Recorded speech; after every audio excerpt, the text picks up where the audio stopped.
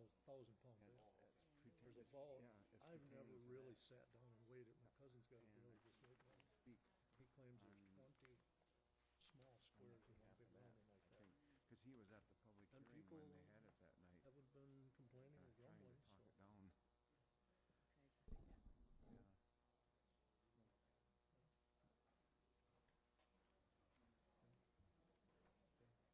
Yeah. Like Wednesday morning, we leave for Indianapolis. Fred kind of muffled through it, but he did all right. You'll have to muffle through both of them. I nudged him a couple times.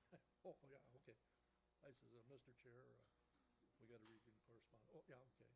Then Terry was on the other side, kind of helping him out, so. See, that's all, Mark, that's all Russell's fault and Mike's fault. If they would have took over the secretary's job, I could have been the vice chair. Oh, so smart, you'll be the chairman next year. Yeah, then you'll have to be the secretary, though. I'm done. Then one of you two got to be secretary, take notes to practice up on your penmanship. Be like Jerry, I'm gonna retire. And then come back. I think it worked out just fine the way it was. I did Fred too. did all right. He did all right. Oh, I know where I stand with you then, Russ. I know where I stand with you then, Oh, don't I I? was gonna say, you look fine, not like you've been golfing. This month it worked out okay, it worked out but the last month too, okay. It'll work out next month too, because I won't be there. You gotta be in charge.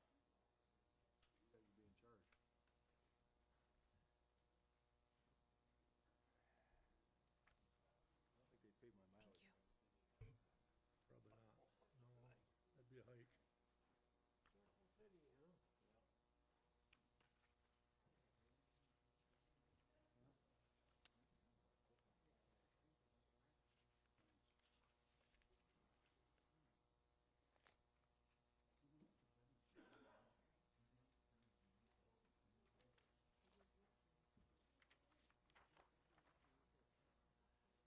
You ain't got any new sheets. I don't know what the hell the difference is. I couldn't find a new one. I got an old one. They're all the same. No, they're not. New one, are you? Oh, I thought they looked damn near identical. We're supposed to use the new ones. Right, when do you work? Huh? When do you work? Not very often, Jerry. That's 2 months worth, though. That's 2 months. I turned mine in. I said have a couple months like that. Be I've pretty had to good. turn it in a couple times and I've lost meetings. $750 for meetings and Get on, we gotta get 340 miles. 340 for mileage. So Get about $800 check. nice.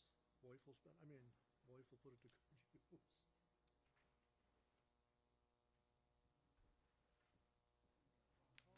Huh?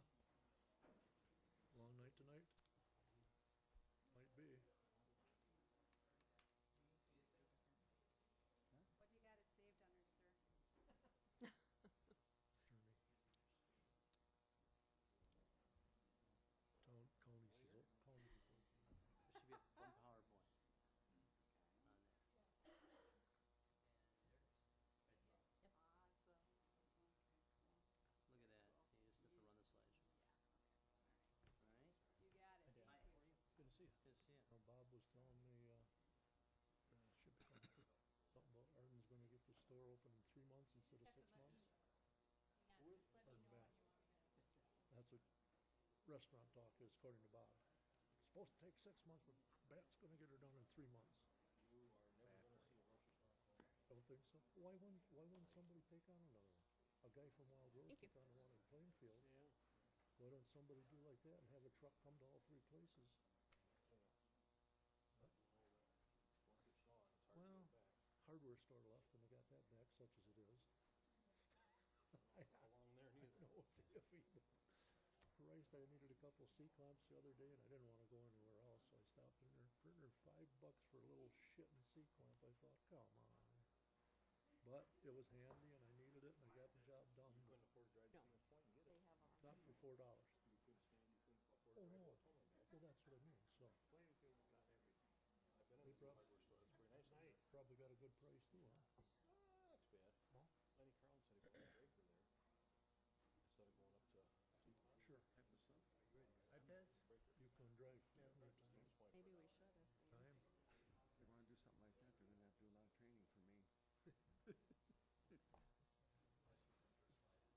I don't have one, but my wife God, has. I'm going, that's, I got that thing, I'm going like, wait a minute, is this for 2 months here or what? I use a computer.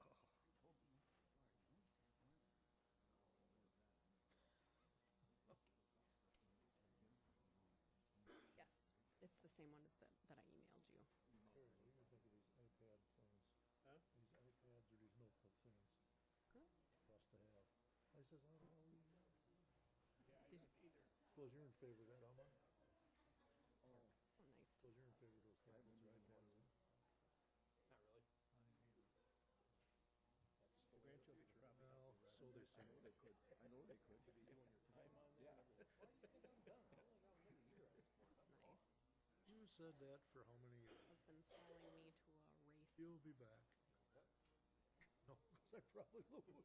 Just to win the bet you went to it. Use them at school. Oh, yeah, oh, yeah. God, don't let my supervisor in the town hear that. That damn fool will run. Who? Adam. Ooh. Oh, You thought Wagner was bad. He can run circles. I think you built property. They're peas of the pod. That's Bill's protege.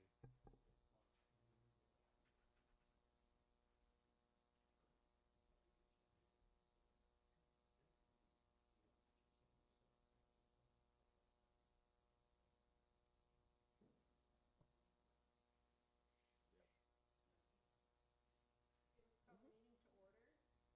Nell will do roll call. Mrs. Krantz? Mr. Heisey? Here. Mr. Tim? Here. Mr. Cap? Here. Mr. Eckstein? Here. Mr. Weddy? Here. Mrs. Clauda? Here. Mr. King? Here. Mr. Wadel? Here. Mr. Rothermel? Here. Mr. Kirschner? Here. All present. We'll stand for silent prayer and pledge of allegiance.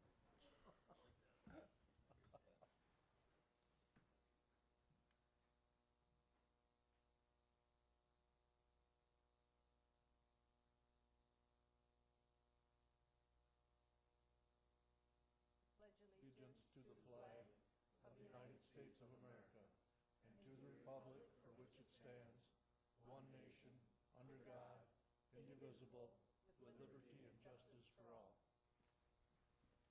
Made it through that. I'd like a motion to approve the agenda.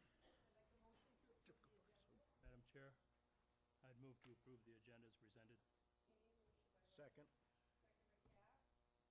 All in favor? Aye. Opposed, same sign. Approval of the minutes of May 17th, 2016 monthly meeting.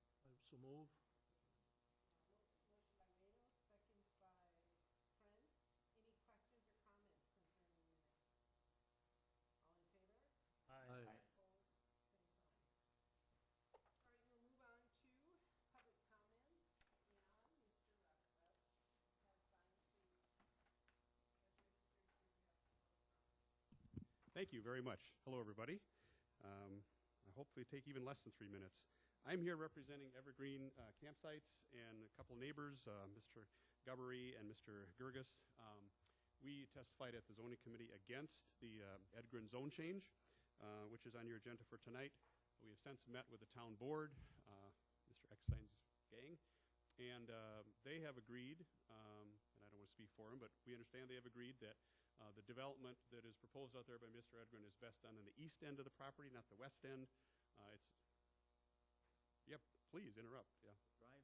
The driveway. The driveway needs to be on the east end of the property because that's the safest place for the driveway, and the development, I think, then naturally follows to be on the east end as well, and we think that's very important, and testified to this also at the zoning committee meeting, because it slopes downhill to the west, and you're going to be putting in storage buildings and parking lots and driveways, and if you start on the low end, I don't know if you all know this, but water doesn't flow uphill, it flows downhill, and in order to do a good stormwater management plan with a little wetland actually on the west end, you need to start on the east end to get it right.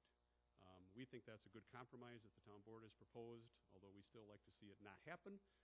We're here to say that we would support that change to put it back on the east end because that works better for the community, it's safer for the community, and for the neighbors it will be more acceptable. So, thank you very much.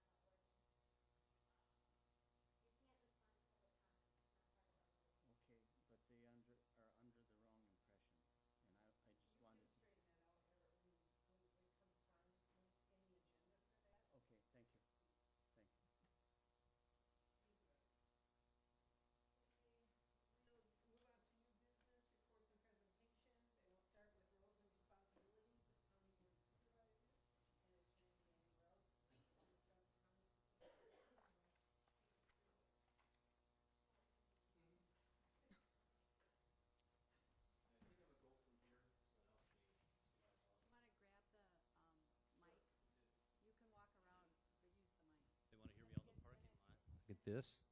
All right. So, good evening. Deb asked me to come here tonight to just discuss generally roles and responsibilities for county board members. I know some of you have served on the board for a while, probably have seen a previous presentation. Some of you new to it. But I think overall, with all the things that are happening in government, it never hurts to just understand what the role of a county board supervisor is, what the role of the board is, and how that interacts with the services we provide to citizens and taxpayers. Donna asked me before I started how my family was doing, and I will bring that in.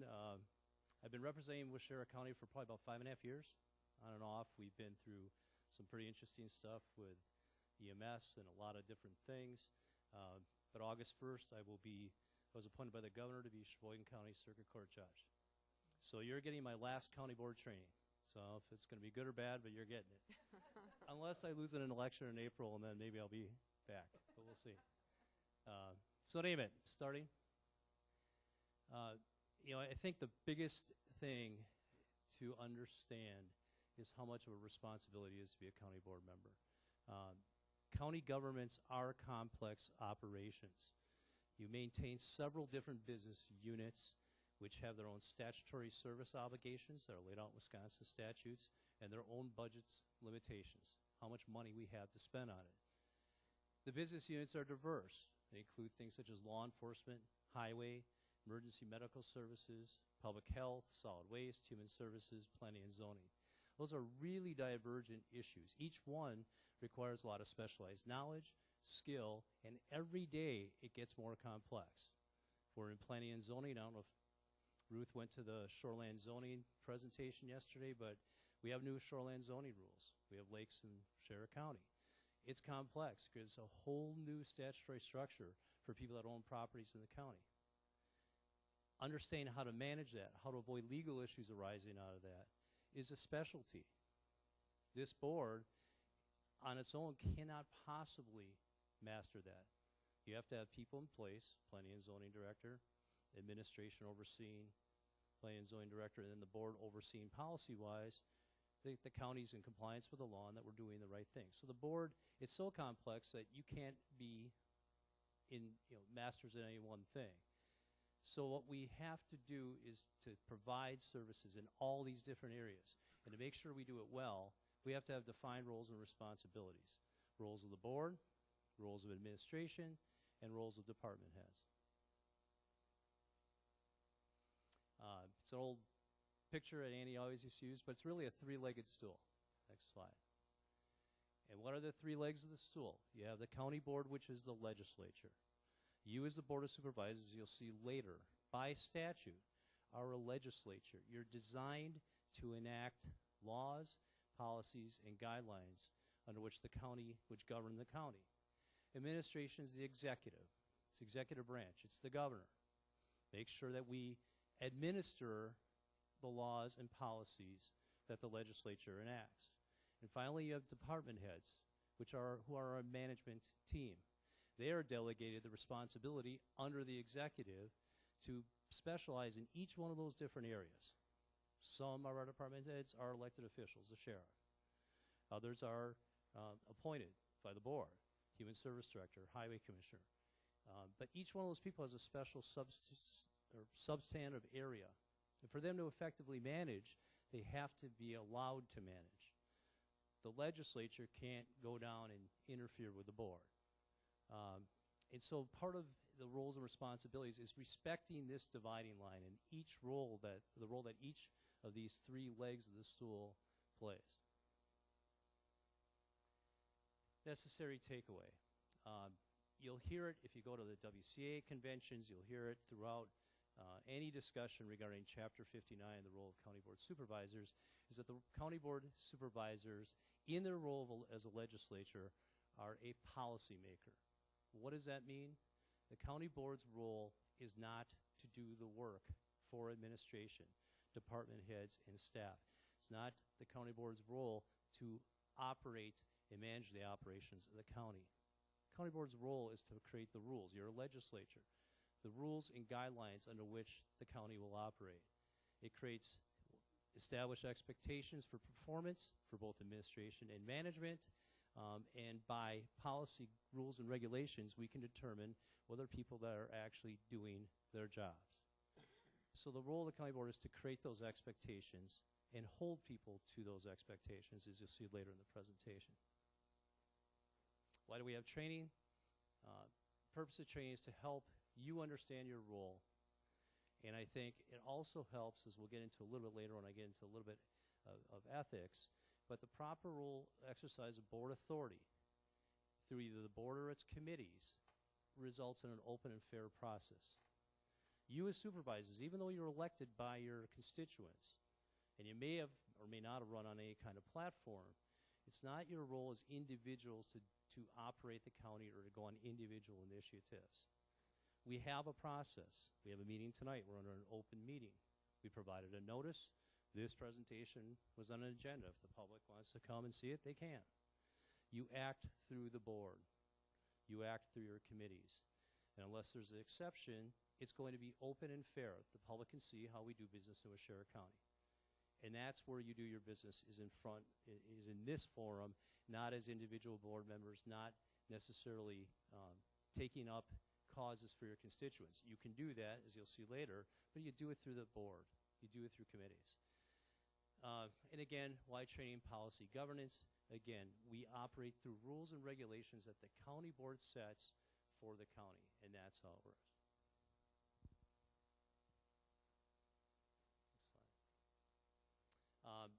You'll hear a lot about Chapter 59. Chapter 59 is the statute that essentially operates and governs counties.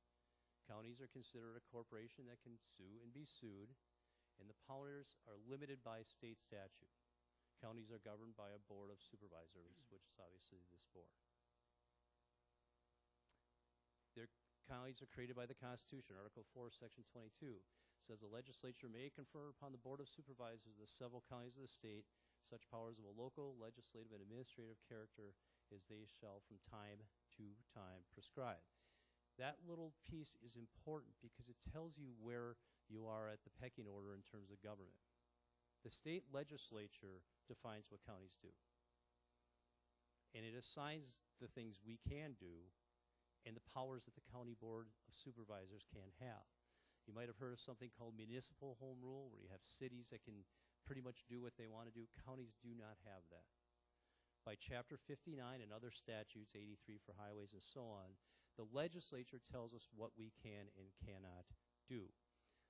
The Constitution also identifies various elected officials that are that function within our county government: the county clerk, the sheriff, the coroner, clerk of circuit court, treasurers, and so on. Each one with defined statutory responsibilities that the legislature gives them. So what is the result of our constitutional structure? Counties are basically assigned responsibilities by the state to provide services. And if you look at the list up there, just about everything we do comes from the legislature delegating it to us. In many ways, we are an arm of the state. And they provide the rules and define how we do those things, whether it's planning and zoning, and whether we have a board of adjustment, and what the roles of the zoning and planning committee are, to the highway commissioner, to human services. The state tells us what we are to do, what the mandates are, and generally what the structure is that we can do it within.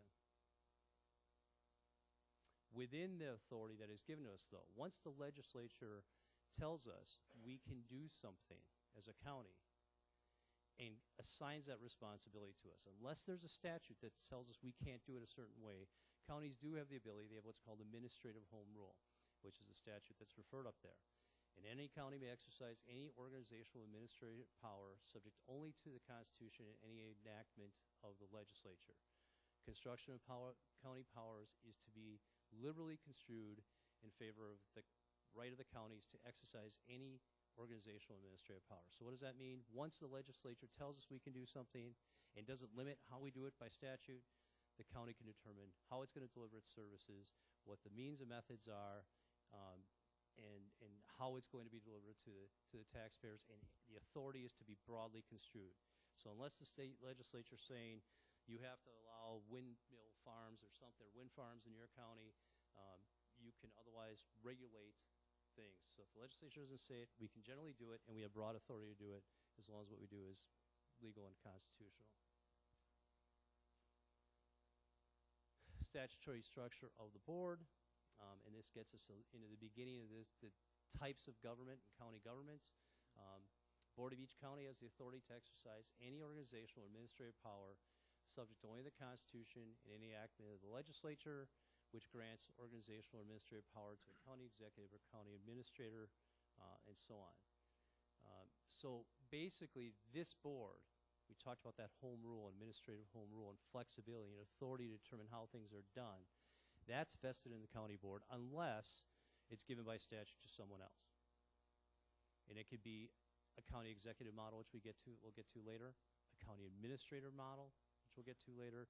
You have an administrative coordinator. Each one has authority that is taken away from the levels of authority that are taken away from the board and limits the board's authority by statute, depending on the option or model that you pick to govern the county.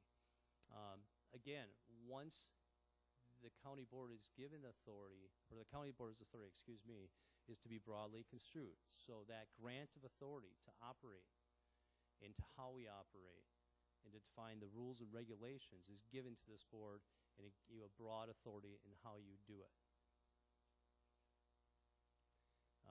County Board of Supervisors, just basically that's who you are.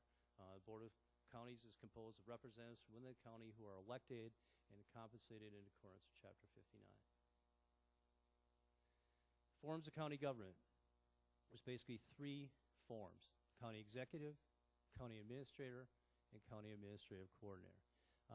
When I get to the end of this section, I'll just generally tell you in terms of how the experience that I've had over the last 5 years in county operation, which of these models I see as being most beneficial. But I'll take you through the different roles, different responsibilities of each of those types of models. First one is the county executive. County executive is the CEO of the county, basically the governor. Under 5917, and again, everything is in Chapter 59, or a lot of how we operate is under Chapter 59. County executive is elected by the people, and there's no specific qualifications to be the county executive beyond being a U.S. citizen, a resident of the county, and 18 years of age. So if the county elects to go with an executive model, you may not know who you get. The county executive by statute appoints and supervises department heads subject to board confirmation, appoints members to boards and commissions, for example, the Board of Adjustment, which the county board otherwise might do, submits an annual budget to the county board, coordinates departments, has veto authority over county board ordinances and resolutions, which the county board can override, and may remove department heads at his or her pleasure. So in the county executive model, the board basically is ceding authority to the county executive. They have some veto authority over some of the things, but it gives the executive the ability to act almost as the governor of the county and to pick how and choose how the county is going to be administrated and operate.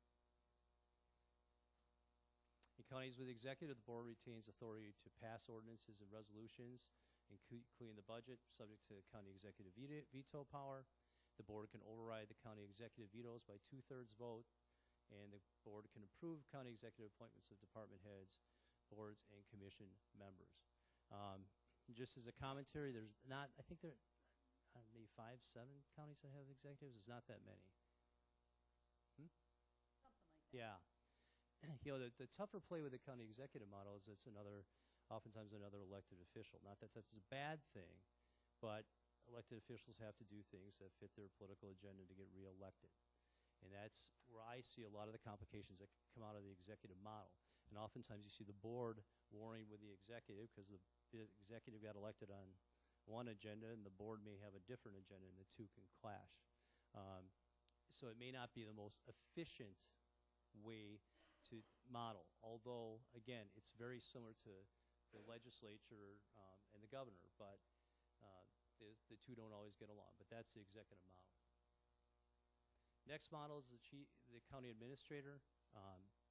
And unlike the county executive, it's the county administrator is not elected. By statute, the administrator is appointed by the board solely on merit. And by statute, in appointing an administrator, the board is required to give due regard to training, experience, administrative ability, and general qualifications and fitness. And that little subset says no person shall be eligible to be the county administrator who is not qualified. So by statute, if you pick an administrator model, the board gets to select who the administrator is, and they are required by statute to make sure that person's qualified to be the executive of the county and to manage the county. So that's a drastic difference from the county executive model, where you're elected and you just have to be a U.S. citizen and 18 years of age and a resident of the county. The administrator is responsible for coordinating all administrative management functions not vested by law with other officers. What does the county administrator do? Appoints and supervises department heads, subject to confirmation by the board, coordinates departments, appoints members to boards and commissions, submits an annual budget, and removes department heads at his or her pleasure. So the administrator basically is, again, the chief executive of the county and runs the county's operations, and subject to board approval, picks who's going to do that, and then oversees the department heads who run it and has authority over the department heads. The administrator, like the executive, has the ability, once they appoint he or she appoints a department head, to remove the department head. So in an administrator model, you have someone within the four walls of the courthouse that the department heads have to report to and be accountable to. And if they're not, the administrator can remove that person. So there's internal accountability. And that's an authority that is ceded from the board to the county administrator. The counties with administrators, the county board reserves the power to appoint the county administrator based on merit. County board can remove the county administrator anytime the county administrator's conduct becomes unsatisfactory and engage a successor. So the administrator basically serves at the pleasure of the county board. You can appoint and you can remove. The board approves county administrators' appointments of departments heads, and again, the county board acts as a legislature. You pass ordinances and resolutions, including the annual budget. The last model is the default model. If you don't have one of the two first models, you have to have a county administrative coordinator. So in any county which has not created an office of the county executive or county administrator, you have to have designate an elected or appointed official to serve as the administrative coordinator of the county. The administrative coordinator is responsible for coordinating all administrative and management functions of county government not otherwise vested by law in boards and commissions or in other elected officers. The administrative coordinator, as far as authority goes, is generally the least powerful of the three. But boards do have, and it's the model you have here, by statute. But it doesn't mean that a board in an administrative coordinator model can't cede authority to have someone in the administrative coordinator be the person in the courthouse to whom the department heads are responsible. Nothing says you can't do that, but it's not part of the statutory model. Most administrative coordinator models, the board retains a lot of operational authority for the operations of the county and how things are done, and department heads. The committees are much stronger in overseeing what the department head does or does not do and holding the department head accountable. Does the model really matter? You have three models. Each one has different responsibilities. I think it's helpful that the statutes give us roles and responsibilities for each of these models.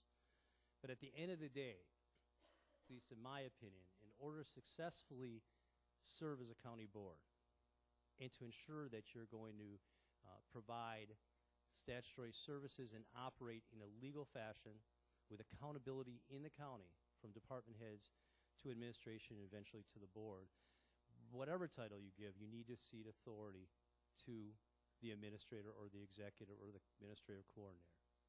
You need a point guard. Next slide. One of the biggest things that I've seen in the last 5 years, and that many of the issues that counties face arise out of the failure of the board to give that authority to administration, to allow the administrator to be the point guard, the person who reports to the board to say, we are operating according to your policies and procedures. It could be something as simple as the employee handbook. Who makes sure that the department heads are enforcing things such as when people come in and when they leave, whether they're properly punching in clocks, whether we're properly recording time, whether we're actually paying overtime when we should. County board can't possibly, in your role as board members, be here 40 hours, 50 hours, 60 hours a week to make sure all those departments are meeting their legal obligations, functioning within the law, and following county policy. You need somebody, you need boots on the ground, you need a person who is the point guard that you can hold accountable for making sure that the rest of management does its job and does it according to your policies.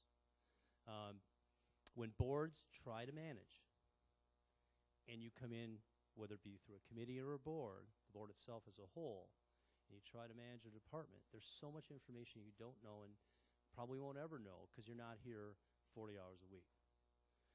Deb and I dealt with a issue last year, true story, with a human services committee that was overseeing a human services department, and the department heads took it upon themselves to become interested in purchasing property for a human service program in a different county that was abandoned school building, and went so far as to basically have the purchase agreement set up. When we found out, and it was by accident we found out about it. But when they would go to the board and report, they'd say everything's fine, or the committee, Human Services Committee, and they'd say everything's going fine because the committee doesn't have the ability. You're there for whatever, 2 hours of a meeting, maybe an hour of a meeting, to actually see what they're doing, how they're doing it, whether they're following policies and procedures. Only the county board can buy property, but we had department heads in another county are about to buy property in another county. And so that county is now considering the administrator model because they're realizing how complex all this is. And if you don't have somebody on the ground, it's awfully difficult for the board to really know what's going on. And when this topic came up, the first thing the committee said was, we just didn't know. We believed. We didn't ask questions. Well, part of the problem is you don't even know what questions to ask because it is also specialized. Human Services is awfully specialized. There's different consortiums. There's all sorts of different things. Again, it's the board, the administrator, that should be making sure and holding them accountable and reporting to the board that we're doing things right. Administrator can't know everything, but they can hold the department heads accountable for following board policies. Again, we talked about this policy governance thing. There's a thing called traditional governance. Traditional governance is the board approves action plans and then exercise oversight and monitoring all aspects of the operation. Board tries to keep up with and instruct management. That is a traditional governance model where the board is very active in directing department heads on what they do, how they do it, and following up on the details. Policy governance, which is reflected in the role of a county board as in a legislature, is different. The board defines what the organization must achieve, the ends, and holds management accountable. Board leads by establishing goals and objectives for administration and management. Board describes what means will not be acceptable, and the board's attention is given mainly to attending to the needs of the community served. So again, that policy governance model is more of being a legislature. And it can be things such as adoption of a county employment handbook. Even something like that is a policy. This is how we're going to run. So we're going to, subject to federal laws, this is when we're going to pay overtime. Here's what benefits we're going to give. All those things are still policies, but the implementation of those is delegated to administration and department heads, a drastically different model than traditional governance. And policy governance is the model that Chapter 59 envisions. Under the policy governance model, supervisors serve, again, primarily a legislative function. It's a policy-making function, law-making function. This policy governance is how courts have also interpreted Chapter 59. county board's function, this is a Attorney General's opinion, is primarily policy making and legislative, while the county executive functions as an administrator and manager. Policy is defined as a high-level overall plan embracing the goals and acceptable procedures of a governmental body. And so even the courts recognize that under Chapter 59 that the county board is a legislator, a policymaker. And I'll get into this a little bit later when we talk about ethics, but it's important that boards exercise their authority as a whole or through a committee. Individual board members have no separate authority in a county board model. You look at exercise of board powers, section 5902, and I know it's a statute, but it tells us a lot. The powers of a county as a body corporate can only be exercised by the board, not by an individual board member, not by a board chair, in pursuance of a resolution adopted or an ordinance enacted by the board. Next slide. County board functions involved to represent, be accountable to the public, determine the services to be provided, adopt a budget, regulate within statutory authority, in other words, enact policy. Again, what is policy? You have plans, you determine capital improvement plans, parks, transportation, comprehensive overall plans for the county, budgets. The budget, which you adopt every year, is probably the most important policy-making document, because through that budget and where you allocate resources, you determine what is important to the county. We had worked a little bit before on EMS. Waushara County is one of the few counties that has an EMS operation. That's because you determine at some point this is of value to us. It's a program we're going to maintain. We're going to put it in the budget, and with other funding and their ability to recover for their services, we're going to operate one and maintain one. That's a policy decision. Policy governance tells us that's what we're going to do. But you as a legislature don't determine what the department head ultimately does on a day-to-day basis, how we save lives, what equipment we need. They may come to you for authority for equipment, but generally the department head gets into the details. But the budget can often determine whether that department exists or doesn't. There's ordinances and resolutions. Again, the budget is a policy-making document, determines what activities the counties will engage in, what level. It articulates the priorities and goals of the county board and provides an overview outlining the issues to be addressed. I like this quote: "The budget is the single most important policy document a local government adopts. It is a tangible translation of the organization's mission, vision, and values into practical action and service delivery." The board also sets policies through ordinances. Again, the board has the ability to enact laws with the assistance of Corporation Council, drafting up the laws and how we're going to govern certain local things. Now again, ordinances are a good example of where the county boards has now been a little bit more limited. We talked about the shoreland zoning. Counties used to have a lot of authority to regulate what was going to be built along lakefronts and what height and what size, and a lot of discretion along with the DNR. But the state last year stepped in and said, no, we're not going to do that anymore. We're going to drastically limit the ability of the DNR and the county to regulate. But within the structure of the statute, you can enact ordinances. And again, you become the legislature in that area. Resolutions are less permanent, but it basically documents their votes on decisions that the county board makes regarding county operations, policy decisions. They can be used for the creation of positions, property purchases, and other major decisions. County board organization. County board chair, Donna, presides over the meetings of the county board of supervisors. Commonly acts as a spokesperson for the county and board and for the county. Provides guidance and direction on moving issues through the board. Appoints various committee members subject to board confirmation. But the board chair, by statute, is still one individual. By statute, even though the board chair is the spokesperson, they have no authority to act independently of the board or its committees as it relates to matters of policy. So the board chair can help suggest moving things along, but it's still the county board that has to act through its committees or its board to determine what policy we're ultimately going to enact.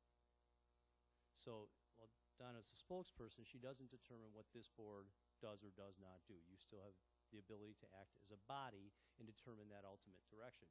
It can be, in many counties it is, where the county board chair will be very aggressive at setting the agenda, and the board will go along with that. And that's okay. But it's not by statute that right comes. The county board still determines what the policy and direction is going to be. Committees, there's statutory committees, which is the next slide. We have statutory committees that oversee various county operations, and then we have standing committees, which are committees that the board may create to oversee operations. They're usually created by ordinance or resolution, and they're oftentimes delegated to make preliminary decisions and provide supervisory oversight over various departments. They monitor performance, review and make budget recommendations. They can draft ordinance and resolutions. But again, the role is one of policy development. It's not one of actual management of a department. Individual board members. And again, I think this is a tough lesson. We'll get into it a little bit later with micromanagement. But board members have no authority which extends beyond serving as a member of the collective board. There's no place for individual initiatives or actions outside of the board format. If you have constituents or you have concerns or you ran on some kind of platform that you were going to get something done in the county, it gets done here. It doesn't get done anywhere else. Individual board members have no authority to do anything other than what they can do here. Can't walk in the courthouse in 10 o'clock in the morning and start managing employees in the clerk's office. It has to be done here. We enact policy. We tell administration what we want done. Administration brings it down to the department heads. Board members who engage in individual initiatives outside of the formal board and committee meeting process undercut the representative process. And I'll get into it a little bit later. But by acting as a board and bringing ideas forward as a board, it allows the board to act as one and develop policy in the county. We go outside of this room and try to get things done. You're cheating the other members of the board because they may not agree with what you're doing, what you want to do. The representative process is that you're elected to be here to act as a member of the board and to vote on things, the majority oftentimes, in most instances, rules. Once we go outside of that process and try to get business done through individual initiatives, you cheat not only the people that elected you, but you cheat the other county board members. Business is done here in the county boardroom. Again, it's probably the 300th time, boards of supervisors perform primarily a legislative role. Department heads and staff serve in an operational role. Important point, staff have an obligation to carry out the duties in a manner consistent with the policy direction of the board. What does that mean? If the board enacts a policy and says we're going to pay overtime, again, within federal law restrictions, but if we're going to pay overtime a certain way and enact a policy, the county administrative coordinator has no authority, provided it's a legal direction, to not do what you tell the administrator to do. You create the law within the county. And they have to fulfill the goals and policies that you adopt, and they're bound to do it. Staff makes recommendations and gives professional advice. They generally do not make policy other than internal department policies as authorized. What does that mean? The department head operates, and administration operates under the guidelines that you provide, and they can't create their own policies. They can't create their own separate way of doing things, which is different than what the county board has directed. Employee handbook's the easy one that tells us that. If the county board is saying we're going to do things a certain way, certain conduct is not going to be accepted, the department head doesn't have authority to say, well, my department, it will be. They don't have that authority. Elected officials may be a little bit different, but at the end of the day, even the elected officials' employees are still county employees, and they're bound by the handbook. And even though the elected official may not agree with it, the employee is still bound by it. Staff also is responsible for answering questions, presenting reports, to enable elected officials to make informed decisions. So your staff, your department heads, your administration, they bring information to you so you can determine what the best way to deal with issues and problems is. They offer alternatives and recommendations as needed. Again, administration staff roles, it's shorter term, they implement policies and strategies, they address department or individual issues, and they're more of a detailed type of role.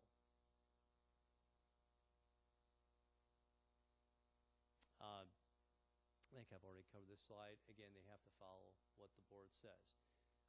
In terms of that three-legged stool again, in terms of the division of authority between the board being the legislature, the administration being the executive branch, and the department heads running operations, it makes sense.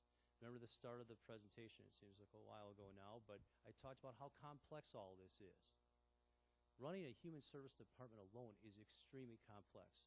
You're dealing with federal regulations for billing. Even the billing process is astronomically difficult. You need a department head to run that. The county board generally is not capable of running that department. You don't have the specialization, you don't have the skills. And so the division of responsibility makes sense. Again, the person who is your department head should have the education, should have the experience, should be professionally current, should have the professional association, should have belonged to the area that they specialize in so they can effectively manage the department for you and provide the services that we talked about that the state tells us we have to provide. You need quality staff. The board needs to stay out of that process.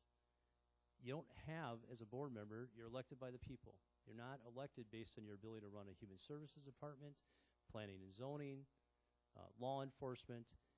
You're elected by the people. You have a local connection. You may have individual skills and experience, and I would never diminish that. Many county board members have managed things in their careers, may still own businesses, may operate, run farms. They have all sorts of skills. But again, once we move into the county role and realm, there's so many specialized departments. It's very rare that a board member will have the skill and the ability to actually run a county department.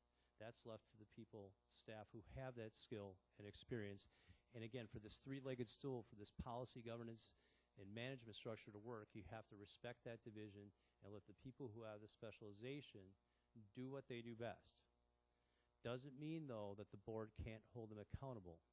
It just means that you let them run their operation. If they don't deliver and meet the goals that you expect, then you hold them accountable. But you don't interfere in their operations because they're the ones that should have the skills to do it. Examples of the division, I always find it's interesting, and you see it in a lot of smaller counties where the board will really get involved in a lot of the details in management. We'll have an administrator quarter, oftentimes as a clerk, so the board is really running things. And it's sort of funny because the boards have a tendency to pick and choose areas that they'll get involved in. And the one I always like using is Corporation Counsel. Corporation Counsel, you may ask when are things getting done, but rarely does someone tell the lawyer how to do their job. Because the lawyer is a specialized skill. May not be the greatest profession in the world, but we do have specialized skills. And rarely would you tell a lawyer how to write a brief, how to file a complaint, what to write in the complaint. You expect them to deliver something to you. The chief legal officer in this county, Ruth, who's phenomenal, by the way, as a corporation counsel, she is accountable to you to provide the services that are described in the statute and to be your chief legal officer, sit here tonight, make rulings on whether we can respond to public comment or not. That's what she does. But rarely do you micromanage or even want to micromanage that because you don't have the area. It's very specialized.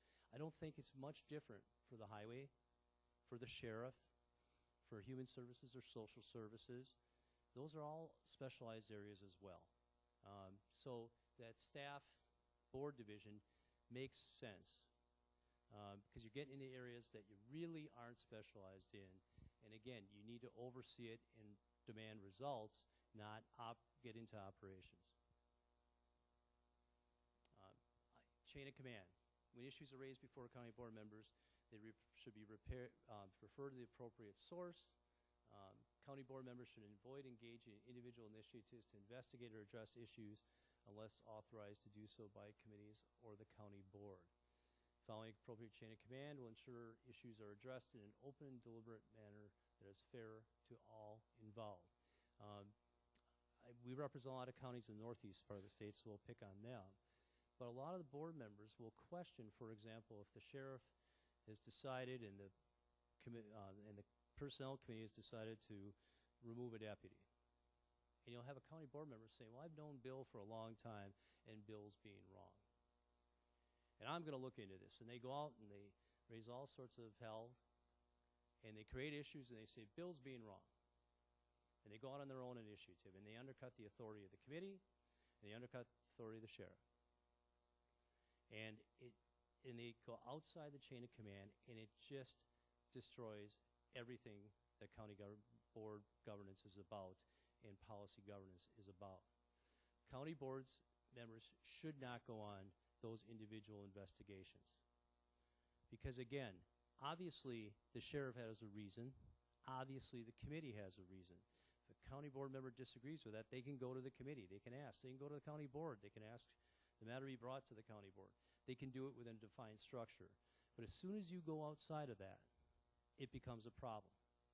And where it also becomes a problem is when you tell Bill, hey, I'll take care of you. I'm a county board member. Because that's a promise that you likely won't be able to deliver. And it's a promise that the rest of the county board members may not agree with you on. They may not want you investigating at all. Again, I talked about how we act through committees, we act through boards. You can have individual concerns, you can raise questions, but it's here. It's not through individual initiatives. And again, following a chain of command, bringing it to where it needs to be makes the most sense. Slide we always include, carry a Rolodex. Someone complains to you about the highway department and how they plow or where the barricades are set up or how the flag people are doing their jobs, give them the highway commissioner's number. If the problem persists, then maybe we need to involve the highway committee or the administrative coordinator or someone else. But again, refer it through the chain of command. There's people you pay to address those concerns. They may not be aware of them, but just bring it to them and let them do the investigation. Let them determine if it's really a problem. It's an amazing thing. You know, when everything's going right, taxpayers say nothing. When something's going wrong, they're not happy, and they oftentimes complain. But that's not always, if you're last to be plowed, you may just be the person who's last to be plowed. And nothing needs to be changed, and the commissioner will say that's just how we do it. So again, following the chain of command, don't individually take on initiatives. The biggest danger you have is when you promise, I'm going to change something, because in all likelihood you won't be able to do it. And again, this is just sort of the organizational chart we've been talking about in the structure of county government operations. Working together is a goal. And I think this goes on to the next thing. So how do we, as county board members, sort of stay within our role as policymakers? I think it's just a matter of, again, looking at that three-legged stool and understanding what your job is. First of all, know your job and try not to interfere with that of administration or staff. Again, understand that they are paid to do the job for you. You're not paid to do the job for them. Hold them accountable. When it comes to serving and making decisions on policies, devote the time needed to do a good job. I think one of the hardest things is, especially if I'm involved in a matter, and I've been brought in as outside counsel, and you prepare a lot of materials, and we go into closed session, and you start seeing the packets open in front of you, and you realize that no one's looked at their packet. That makes it awfully hard for you to serve your role. You don't get paid a lot to do this, but you are county board members. You took the position. Devote the time you need to at least, as best you can, understand the issues. Admit what you do not know. Again, staff and administration are here to answer your questions. If you think something's wrong or you're not comfortable with something, ask them questions. Don't go out on your own necessarily to get that answer, because you have someone you pay to give you that answer. Don't jump to conclusions. Instead, in here and weigh all the facts. And again, I think it goes back to being prepared. If you understand the issue, you'll understand why it's before the committee. Could be a disciplinary matter. Could be whether we're going to continue to maintain a program or not, or change how it's done. Understand why it's an issue and don't just jump to conclusions saying, well, we've always had that. Because there's usually a business reason why the department head or administration is bringing it to your attention and why it ultimately is in front of the board. Keep your mind open to change. Again, respect that the administrator and staff are practicing a career. I think one of the toughest things you hear in county governments where the board is very active in micromanaging is that the people you hire, those professionals we talked about on the left side on staff, if they get challenged and aren't allowed to do their jobs and are micromanaged, they think, why am I here? I know you hired me to do this. I'm skilled to do it. Now let me do it, and I'll bring you the result. When you bring you the result, then we have an issue. But if I bring you the result, then you got to just sort of let it happen. That's what you hired them to do. Don't become a complaint department.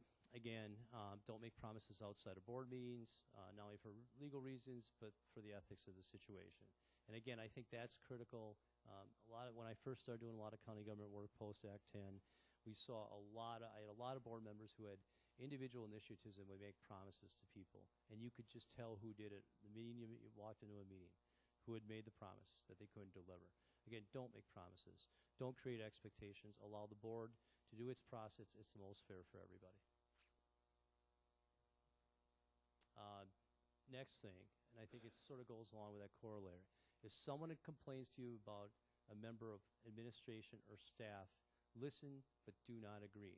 It's not a problem for someone to describe to you what they think is a problem within the county. You can listen. Problem is if you agree. So if someone says, geez, that Deb Beringer, she's ruthless, she's too tough, and she's impossible to work for. There could be a problem. But if you say, I agree, then what's the first thing that happens? That person goes to the next employee and says, County Board Member Jones agrees with me on this. Don't do that. Try to assess whether there really is a complaint, whether it's real, whether it's serious. If it is serious, have them put it in writing, describe it, and then take it to the board or the committee. Or take it to the administrative court and say, this is what I'm hearing. Likely it will be nothing. But if you, again, you can listen, but don't act. That's what for the committee, it's for the board, or it's for administration to address the issue. If you have to criticize a county employee, do so constructively. Criticize the work rather than the individual. And again, that all comes down to accountability. You said that you would get us under budget this year. We're not under budget. We wanted you to cut $200,000 out of your program. You didn't do it. Why didn't you do it? Not, you're a bad director. You can ultimately make that determination, but if we're going to be in an open format, don't do it in an open format. Talk about why we're not meeting the goals and require accountability. Don't surprise administration at board meetings with resolutions or problems without their prior knowledge. Again, springing things in meetings on administration is not productive.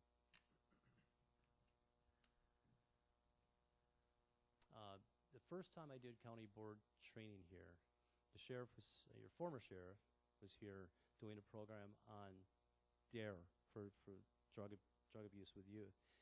And there is a model for decision making also called DARE.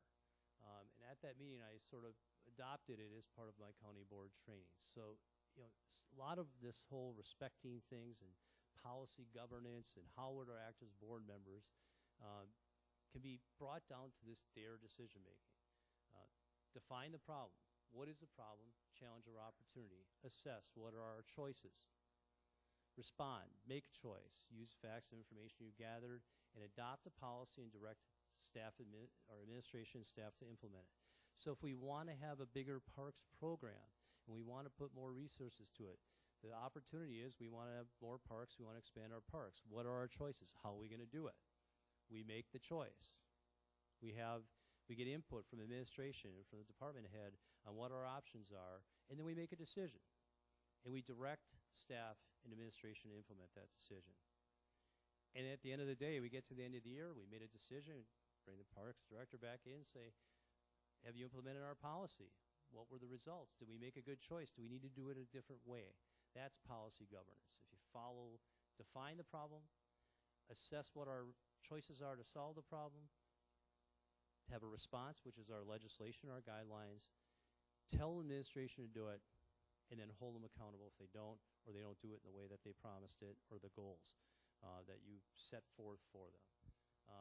it's a simple way of thinking about it, and I think it helps you stay within your role as a policymaker.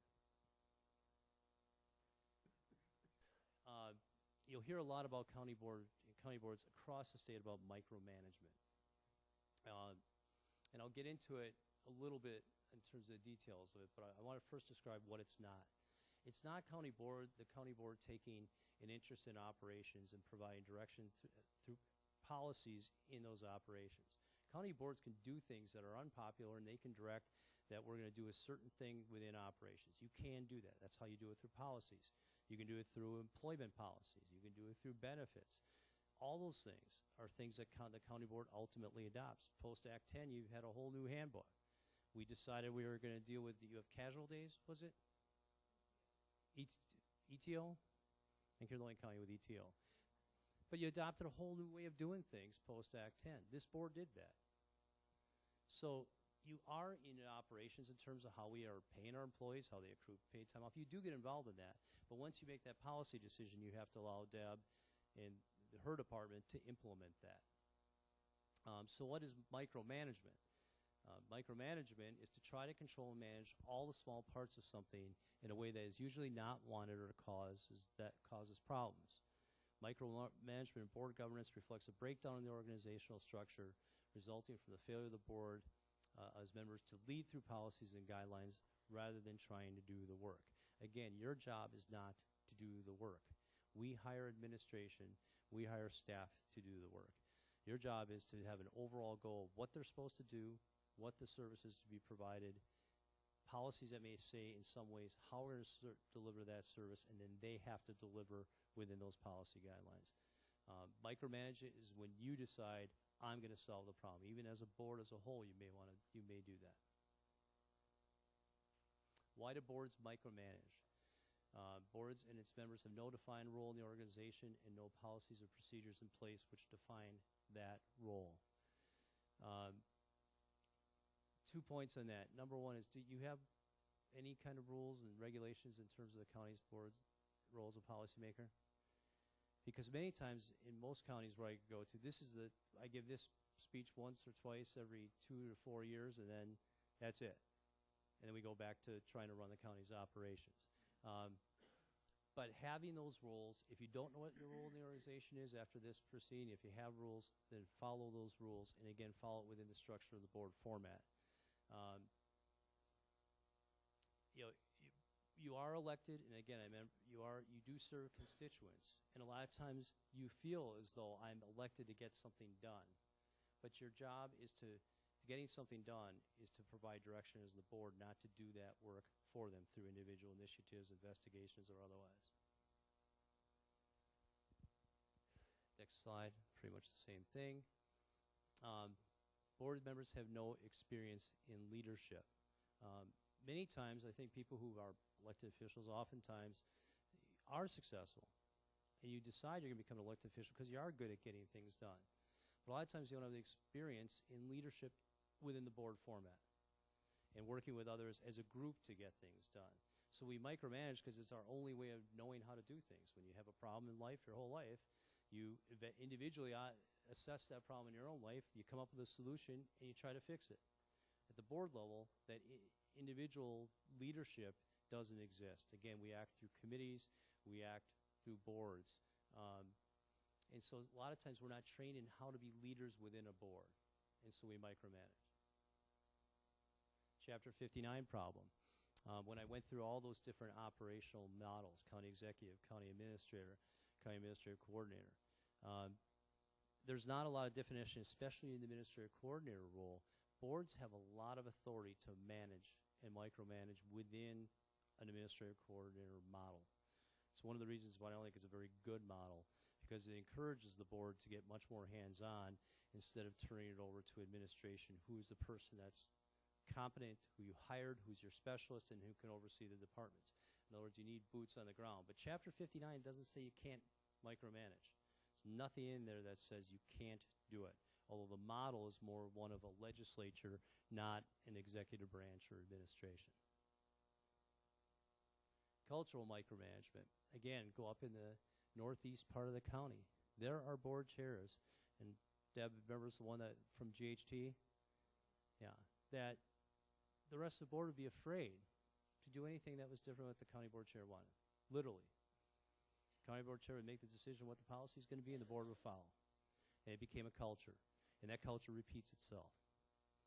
So sometimes it's just cultural micromanagement. We've always done it that way. Could be through the board chair. It could just be simply through the board, where the board just can't help itself to stop micromanaging administration. We give this speech every 2-4 years, sometimes in some counties every year, to remind you that that culture shouldn't exist, because that's not how you run effective government. That's not how you allow the people you hire to do their jobs. But again, can be a culture, and that can be why we micromanage. Uncertainty in politics. Again, this goes back to being an elected official. Interestingly enough, in next April, I will be running for office, and so I'm going to be seeing this head on. There's an uncertainty. And so it's hard sometimes to say, well, I'm just going to go along with the rest of my board members and follow policy governance and do what Borowski says, because I still need to get reelected the next time around. And I want to be able to say what I did. That's the reality of being an elected official. You got to say, what did I accomplish? Maybe no one runs against you. Maybe they do. It's always nice to say you fixed some problems. And this is what I've done for my people. Everyone waits for Ron Johnson to come back or Tammy Baldwin to come back. So what did you do in D.C.? And they say something. But generally, they're part of the legislature like everybody else. But it is one of the reasons why we micromanage, and it's a reason, again, why it continues to exist, even though the structure is one where it's really unproductive and inefficient. I want to do a quick thing, again, just on ethics and close, in terms of a couple concepts. Open meetings law, and I think, Ruth, you probably do a presentation on that to the board, and just in terms of rules and regulations. But the open meetings law, as I mentioned at the beginning, I think is one of the next slide, is one of the most important parts of government, because we as board members should be conducting our business in front of the public. And the law requires it. We make decisions, so if people want to be here and see how we make decisions, they can see what we deliberate, what we've considered, how we're considering it, and how we came to that decision. Open means it's our policy, it is our law, that the public is entitled to see how we do business. And other than areas where meetings are in closed session, they're going to be open, and you have to explain why we did our decisions, or at least people can see how you reach those decisions. Who are the beneficiaries of the open meetings law? Is it only the electorate? I think at the end of the day, the parties that benefit the most from policy governance in terms of being an effective board is the board itself. Because if each one of you respects open meetings and bringing matters to meetings and sharing your information in open session, so we all have equal access to information in making our decisions, that's the most effective way to run government. Open meetings does protect the public, but it protects your fellow county board members as well. Again, making decisions based on individual information that everyone else doesn't have isn't how government's supposed to work. If you know something about a problem, you can come into the committee and report it, but then everyone can consider whether it's a problem. Is it a problem? Is it something we should deal with? Who's going to deal with it? How are we going to deal with it? Are we going to refer it to the administrative coordinator? Is it going to go to the department head? You can do all sorts of things, but that should be done here. Again, it's a thing I keep saying over and over, but that's what open meetings is about. It's not just about starting out and having our agenda. It's much more than that, and it's the effective operation of the board. So if there are individual initiatives, it has to be brought here and go through this body. Next slide. The next one, that's sort of a little bit of my bug in my bonnet, is oftentimes the concept of closed session. We talk about open meetings. There's exceptions, whether it's consulting with an attorney, whether talking about personnel issues, disciplinary issues, variety of different things, competitive bidding, so on. When you're in closed session, the idea is it's supposed to be confidential, because if it wasn't, we'd be in open session, and the public could hear it. So as board members, respect that. I was in a meeting, and again, it seems like it's the northeast part of the state keeps winning, but I was in a meeting 2 weeks ago on a grievance procedure, or the 2 terminations, and I was in front of the executive committee, and under the grievance procedure, they had to deliberate and vote on whether to uphold the terminations. Closed session, sensitive stuff, not known to the public. And the moment that meeting ended, the board members who were not part of the committee but can attend but can't speak, got on an elevator, went down and talked to the employees' families and told them exactly what happened in closed session. To me, that's a breach of confidentiality. What can you do about it? Probably censure is not a lot, but it's still wrong. The ethics of the situation is we're in closed session for a reason, and that it's confidential. The only way to keep something confidential or to keep a secret is to keep it secret, to not spread it. And you run a risk. If you disclose information learned in closed session, you could have a legal liability. Employees have reputational interests. If it's something dealing with an FMLA request that gets leaked, people have health information that's private. There's causes of action that can be brought against the county. There's reputational and privacy interests that can compromise the county. And again, not only do you compromise the board, but you compromise the faith in the board. So if we go in closed session and it leaks, what do the employees think? Makes it a tough place to work. So respect that. And I think that's a critical part of being a board member. Code of ethics, again, under Wisconsin law, Chapter 1959, as board members, you're subject to the state code of ethics. And again, there's basically 2 parts of that. And the first is you have to be sensitive to not participate in matters which you have a personal interest.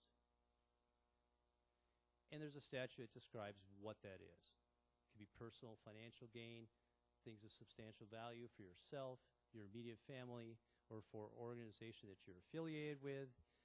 It's basically acting in a manner which benefits you or someone close to you, and using your office to achieve that.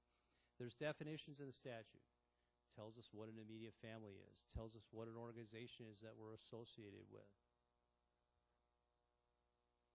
But at the end of the day, I think the easiest way to look at the code of ethics is if you are making a decision which is likely to have something more than a trivial financial impact on yourself, a family member, or some business you're affiliated with, abstain from the action. I always think it's sad when I hear county board members say, well, that's not technically immediate family, or that's not technically, I don't have 10% interest in the business, or this doesn't meet the statutory requirement. It's a smell test. If it looks like it's wrong, or you're thinking to yourself, boy, what are people going to think about me if I vote on this? It's easier to stand down than push it to, is that really immediate family or not? Use common sense if you're faced with that. And again, that keeps integrity of the board, keeps integrity of the decisions that the board makes, because even though it may not be illegal, it may look awfully bad. I know in a lot of counties with nepotism policies, there's this idea of direct supervision. If your family member works 2 tiers below you, that you're not directly supervising them. And I always tell department heads that are in that situation, is it really true? If you can fire their boss and the boss's boss, and you can ultimately affect their lives, then you're directly supervising the employee. May not be a technical violation, but use common sense and stand down. And so you can do the same thing as a board member. There's pay-to-play provisions also, and that's just basically taking favors for votes or actions. Again, if there's any appearance of that, don't do it. Next slide. And so that's pretty much in almost an hour. I think that's about right. Sort of the background of roles and responsibilities of county board members. And again, I think a lot of this is just common sense and understanding the role and understanding the situation you're in. Counties are complex businesses. Your budget's, how much? Right, 39 million. Again, in that kind of situation with that many business units, you need to give authority to administration, you need to give authority to department heads, and you need to hold them accountable.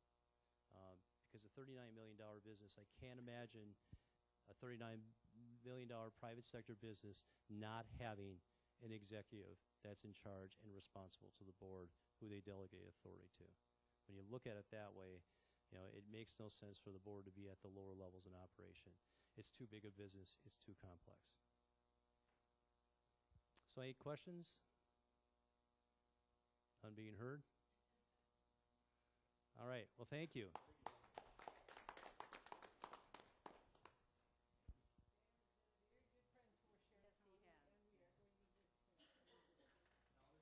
make sure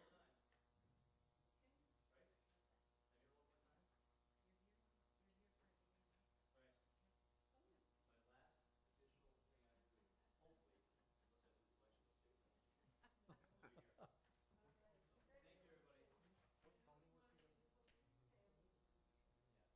And then curator and treasurer Bruce Merlis. Unfortunately, Barb, the president could not be here yet to deliver some to his talk.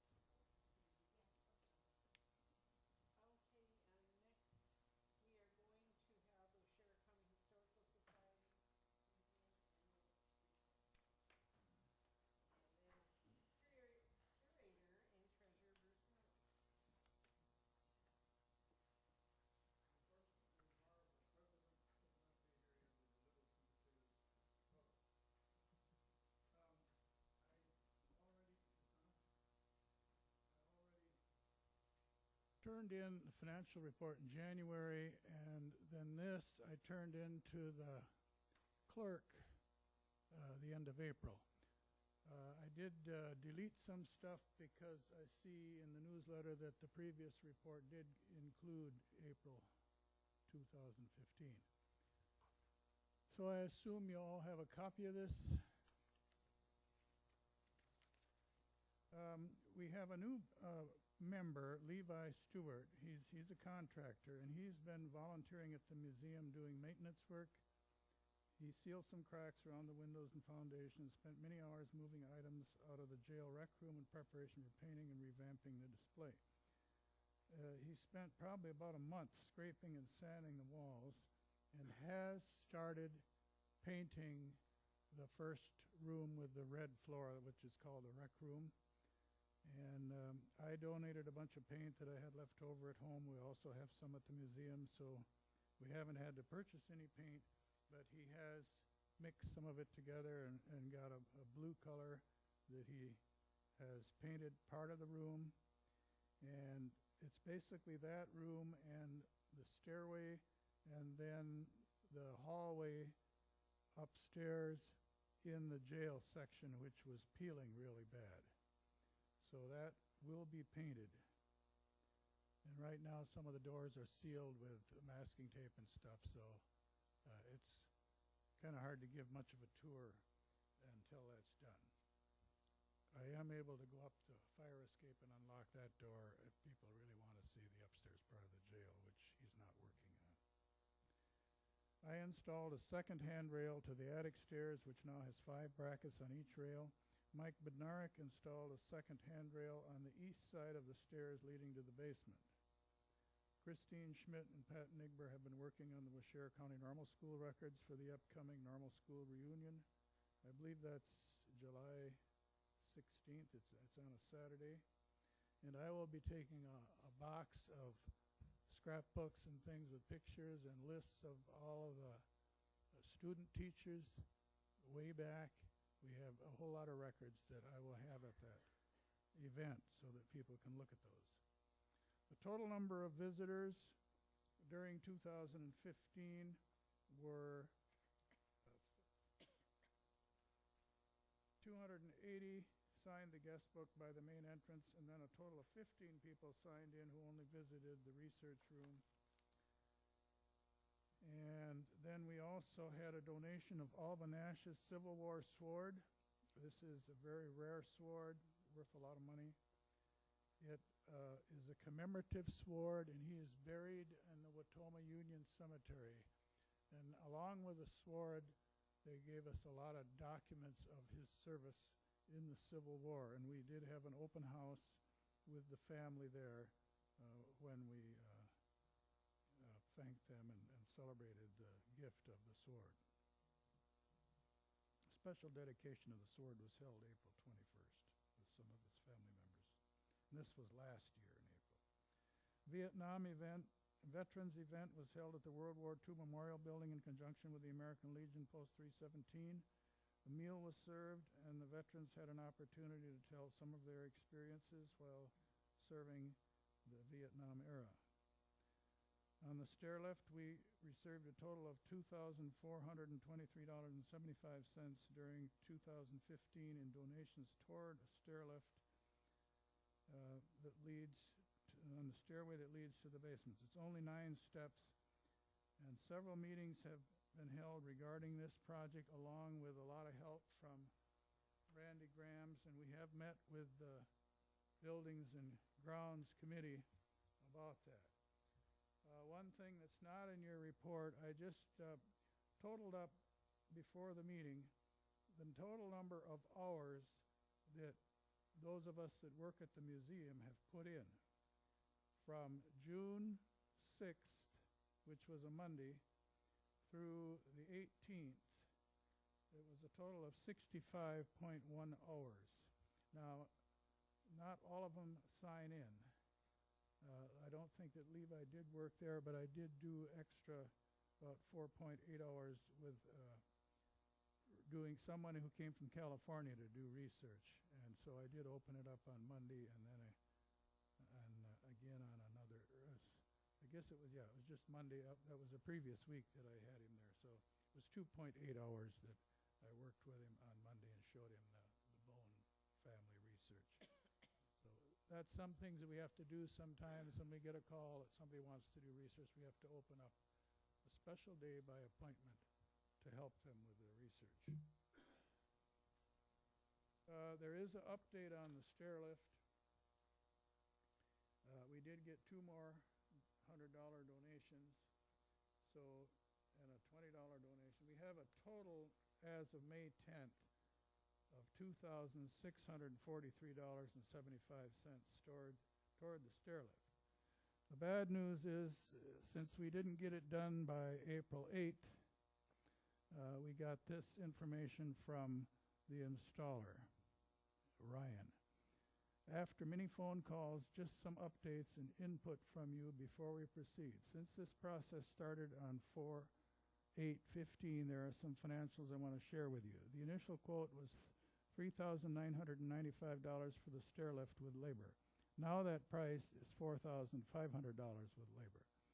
The state plan review, initial inspection fee, and permit to operate fee will be an additional $1,010 to be paid when the plan is submitted for review.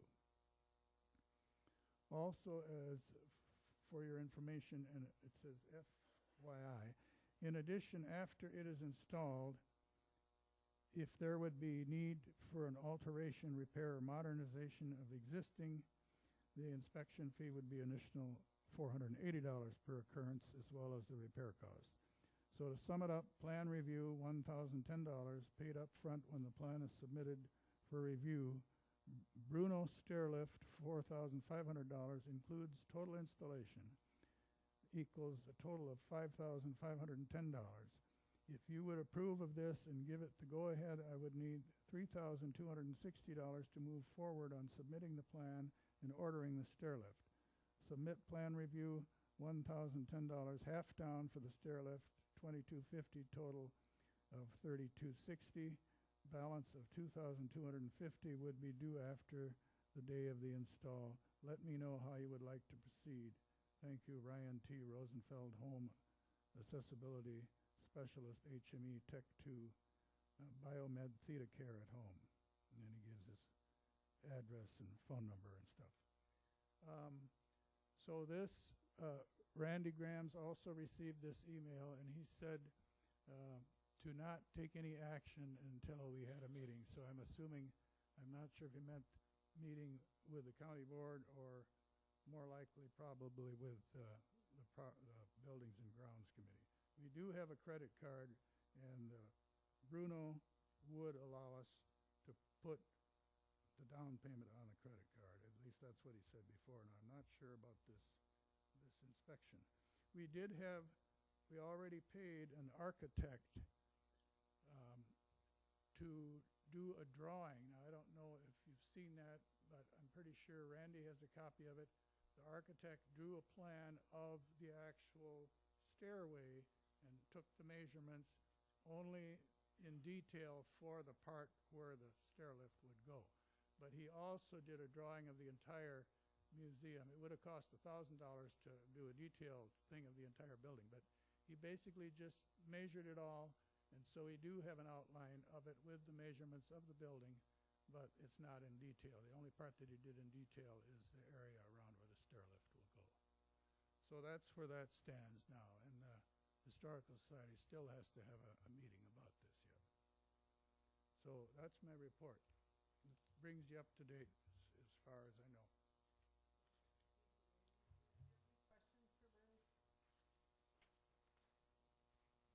Questions for Bruce? The architect thought that that fee was awful high.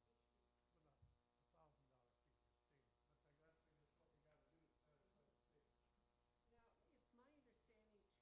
But I guess that's what we gotta do to satisfy the state. Now, it's my understanding too, according to Randy, that after you pay this or have it installed, then there's an inspection fee. Is that every year? And they're qualified to do this. So basically, you shouldn't have to have a building permit. Inspection. Okay. And then, so you're gonna come back to the lease agreement? Yeah, I think that's what we need to discuss, because Randy's been very knowledgeable and helpful. Yes. And I also took read a bunch of them, and one of them is on restoring historic buildings, and it's excellent. One that shows what you can do, and you never should have taken out the floor. And the roof, we did the committee did go through the museum and look at things, and I feel I'm glad you put the handrails up, but, You do need to fix, especially the roof. The roof. Yeah, that's, The rest of it doesn't. well, and we'll probably see it the next meeting.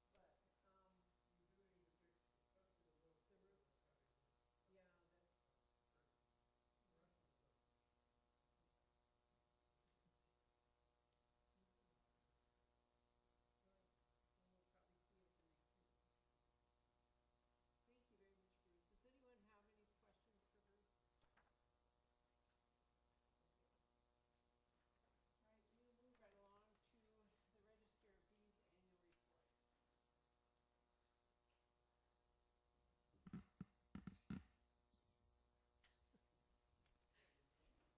Kirschner is our part-time deputy. This slide is just a visual to kind of show you who actually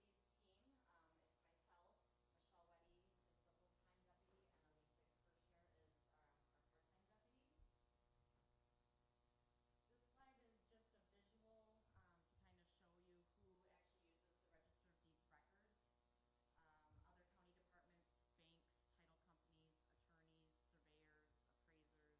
real estate agents. It's a quite lengthy list.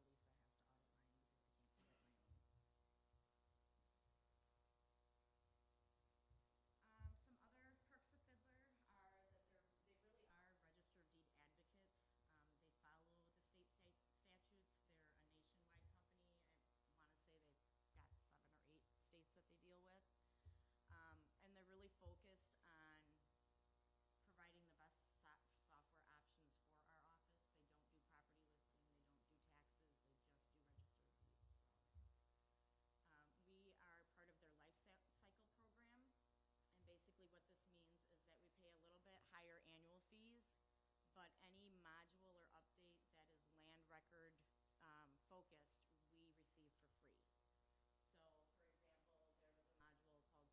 So, for example, there was a module called Swift, and the value of that would have been $5,000. We didn't pay anything. Anchor was another one, Iris is another one, and Inspect is their latest and greatest, which is coming soon. The Swift module is, I think, kind of interesting. There are still some lenders and attorneys out there that don't want to e-record, but they don't want the paper back. So they'll actually send the paper recording, it gets recorded. As soon as we hit record, it generates the recorded document via email back to the customer. And then they have to have an agreement signed with our office, and basically what it says is after 30 days of recording, then we can just shred it. It's used a lot in the larger counties, especially Dane County. Unfortunately, I only have one, but plan to market again. And that's that.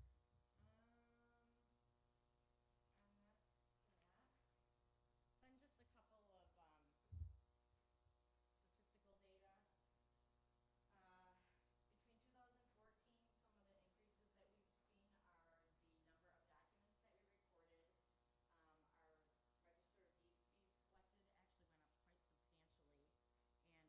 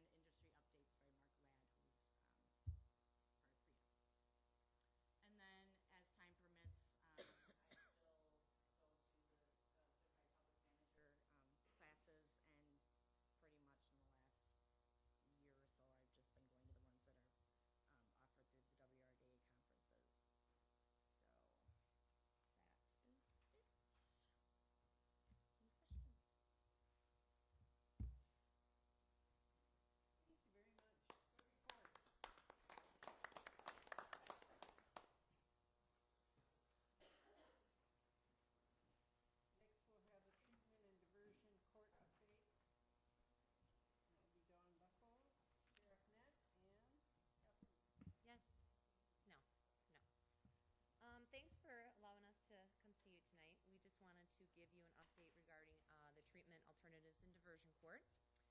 Just as a reminder, back in January of 2014, Waushara County applied for and received a 3-year grant as a way, the circuit court is actually the umbrella which it was under.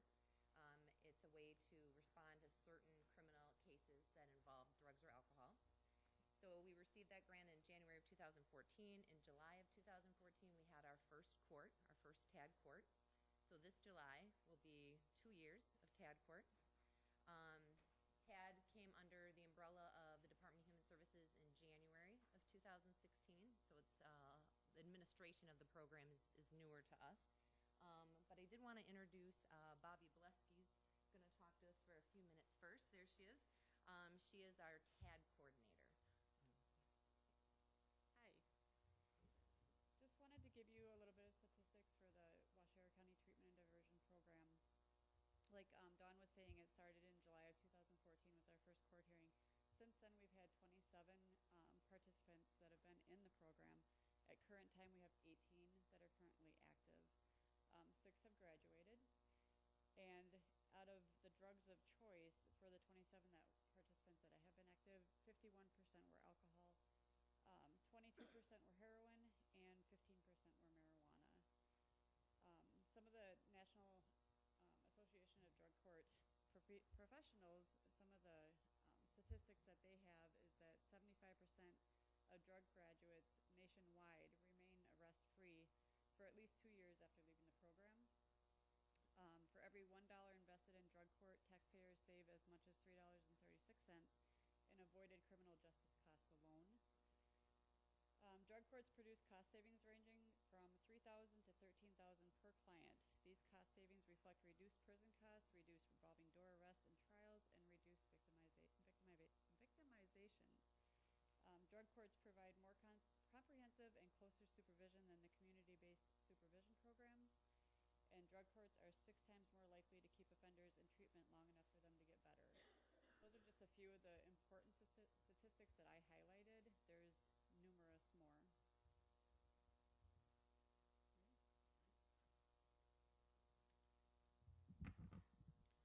Good evening. I've been involved with the TAD program since it started, and I think it's a very successful program. You look at the increase in the criminal justice system and everything that's being done by law enforcement, district attorney's office, and the courts, and I see the TAD program as the only relief in sight as far as doing anything to address the workload that we're dealing with. In the jail, we've been averaging between 70 and 80 people in the jail for the last few years, our average. Of that average, I would say about 3/4 of them are in jail because of things they did when they were under the influence of alcohol or drugs. And we can let the people out of jail, and there's a darn good chance that we're going to see them back in our jail within months or weeks after we let them out for time they've been serving. There's a cycle of drug abuse, a cycle of alcohol abuse that is prevalent in our jail population.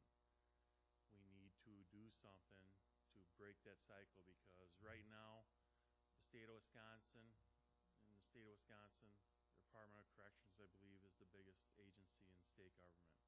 I believe they have the biggest part of the state budget, and yet the Department of Corrections is broken. People that don't go to prison wind up on probation.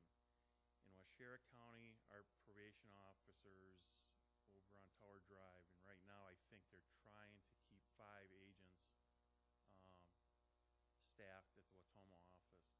They have problems with recruitment and retention. People move out of the area, so the workload of the probation officers, I know Angela Wagner, one of the probation officers that's been here for the longest, has 100 people that she's in charge of. She's supposed to see those people as often as possible. She's lucky if she sees people on her list once a month.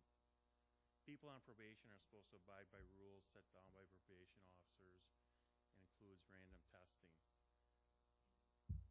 That's not very effective when they've got 100 people they're in charge of. People involved in the TAD court are held to much stricter standards. they are required to provide testing on a weekly basis, sometimes as much as 5 times a week, where they have to come in and give a sample to make sure they're clean.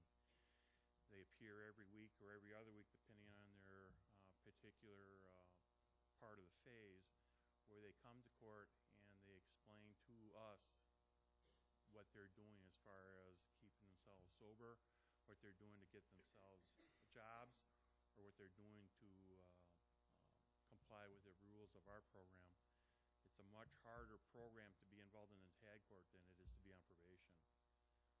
In fact, you know, my understanding is some people refuse to go on TAD because being on probation would be a much easier ride than trying to be involved in the TAD program. But the TAD program is, I think, our way of helping people break their addictions and ultimately keep them out of my jails. It's interesting that while I was working with everybody on the TAD program presentation tonight, I got my copy of the Wisconsin Counties Association. Inside, there's a article, Stepping Up Initiative, Reducing Mental Health in Rural Jails. We are dealing with this, and it is an issue. In fact, this weekend, I was on the phone constantly because of several people with mental health issues in my jail. I am not an expert, and I don't know how it correlates, but I've been in Waushara County in my job as law enforcement since 1982. I've watched people grow up throughout this county. I've watched people grow up with addictions to alcohol or to drugs, and to this day, I see a lot of those same people that have mental health issues. I believe the two are connected, and I think if we can break these people of their addictions at the onset, I think we got a much better chance of keeping them out of my jails and keeping them from developing mental health issues. I know and I understand there's a lot of different causes and effects for mental health issues, but from what I've seen, drug abuse and alcohol abuse have contributed to this issue. So I think it's a worthwhile program. Like I said, it's one of the few things I really see coming down the road that's going to give any relief to the criminal justice program system. Thank you. I'll be brief because I know it's getting late. I'm just going to lay it to you the way I see it from a district attorney's perspective. Drug treatment courts, in my perspective, are not the be-all, end-all to the drug problem. But I would say that they are probably one of the most useful tools we have right now for certain categories of offenders. And so they do work. There is still a role for prison. There are still people that need to go to prison. There are still drug dealers that need to be treated with penalty phases. But as far as trying to treat some of these people that are in the criminal justice system with long-term opiate and heroin addiction, they serve a very good tool.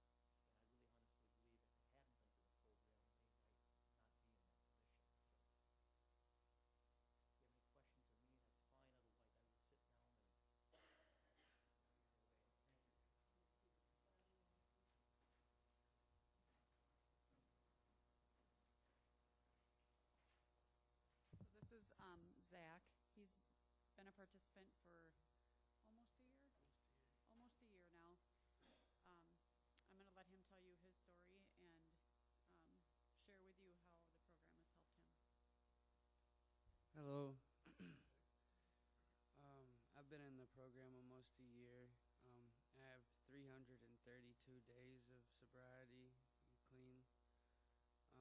Before I got in the program, I was never clean off of drugs or alcohol, so nothing ever seemed to work. But this time, when I got in the program, they had so many resources and the treatment that I get from Bobby and everyone else, and they were pretty relentless with me, and it made me be able to stay sober and clean, and now live a better life, and I have a job, and you know,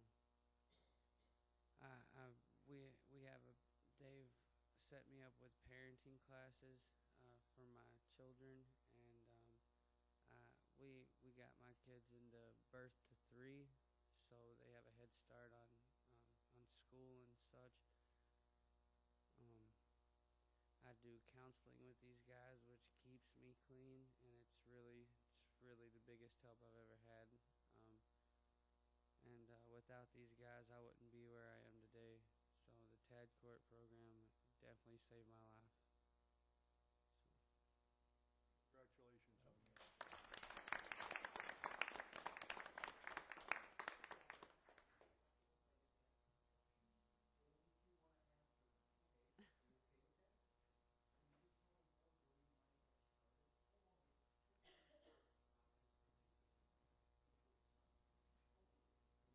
I was 6.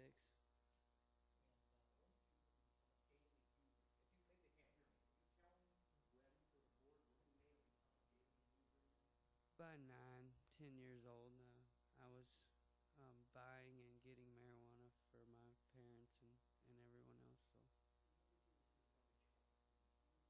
So it was marijuana. Oh, my whole life. I've never been able to stay to stop marijuana. I've been in jail, and the very day I got out, I would use again, and I never knew how to stop.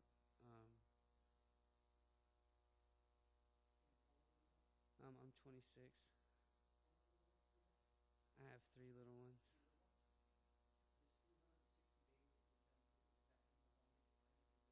Most definitely. Oh yeah. No. Oh yeah. It's unexplainable. It's the best feeling I've ever had. Nothing. Nothing. Been to jail numerous times, and I've actually even been through treatment a couple of times, and it just never worked out. Dennis and I had a chance to attend your presentation at the Prevention Council, and I think you did a good job. Thank you. Thank you, ma'am. Do you have any other questions for any of us or Zach? We're really pleased that Zach could be here tonight and share some of his story, and he's a great example of what we're really trying to accomplish, and it takes a lot of courage for someone to come, of course, in front of all of you and give their story. So we really are thankful to Zach for being here. So just very briefly, I want to give you an update on the grant. The application is due July 19th. We did, as I had said, received a 3-year grant back in January of 14, so that will expire December 31st. But we're of course applying for a new, as Scott said, it's a more competitive grant cycle this time, but it is a 5-year grant as opposed to 3 years. So that's part of the good news. As I said, it's due July 19th. We will not know until September 1st if we're successful. We had come to your executive committee and kind of update you on the match process. We do feel now, after we saw the application and had a chance to look at it more carefully, that we will be able to meet the match with DHS staff time and sheriff's staff time that we're already committing. So we don't see that being a big burden, if any burden at all, on the county's bottom line budget-wise. The big question will be for all of you to consider moving forward if for some reason we do not receive the grant. The program costs about $100,000 a year to run. and that is including, we do lots of UAs, as we said, up to 5 times a week per participant. Also, flex funding, training, of course, Bobby's time. But other than that, the State Public Defender's Office, Scott's time, who else do we have? Probation and Parole. Their time is all, they're just doing that. That's kind of their contribution as the state entities for our program. So that'll be something for you to consider for the future, and we'll definitely keep you posted. So competitively because the counties are seeing the success that they're having with the TAD courts, and so everybody is going after those grants.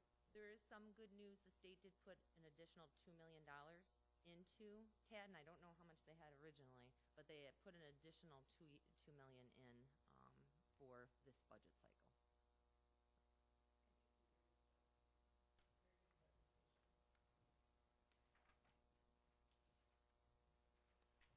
All right, next we are going to go on to discussion of possible motion action items, and the first one is the 2017 budget directives. All right, I had distributed this paperwork if you would like to pull that out. We're going to do this a little bit different this year. We're going to actually throw some suggestions out to you and see which ones you like and which ones you don't.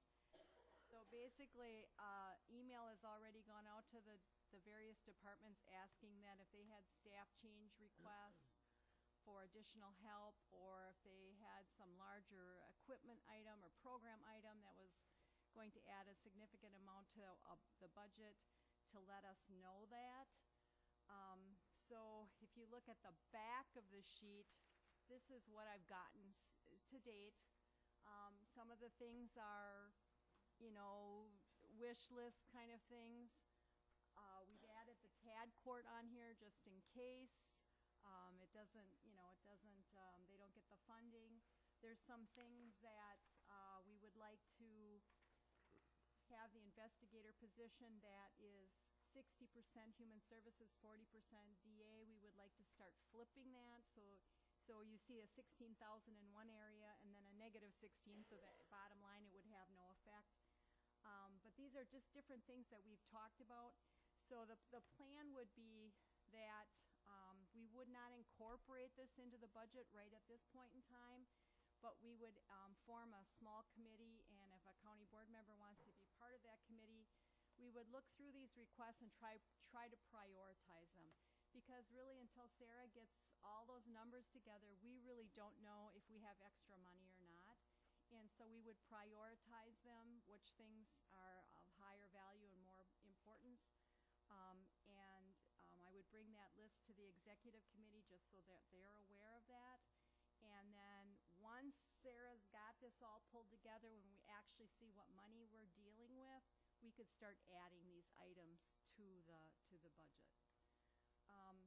So other suggestions that we have are, we've asked this in the past, that departments, they maximize their funding sources, so they review all their fees, they look at the designated funds that they have in their possession and apply those when it's possible. The fees should be reviewed and adjusted, based on inflation. One of the items that we've done for years, the salary and benefit expense information is provided by my office. We do zero-based budgeting, so we look at the picture in time. We develop exactly what the costs are for that particular employee at that point in time, and we give that information to the departments, so that is all provided to them. We'll ask that the departments would work with Sarah to clean up that actual budget document, to inactivate accounts that are no longer necessary, just to clean it up.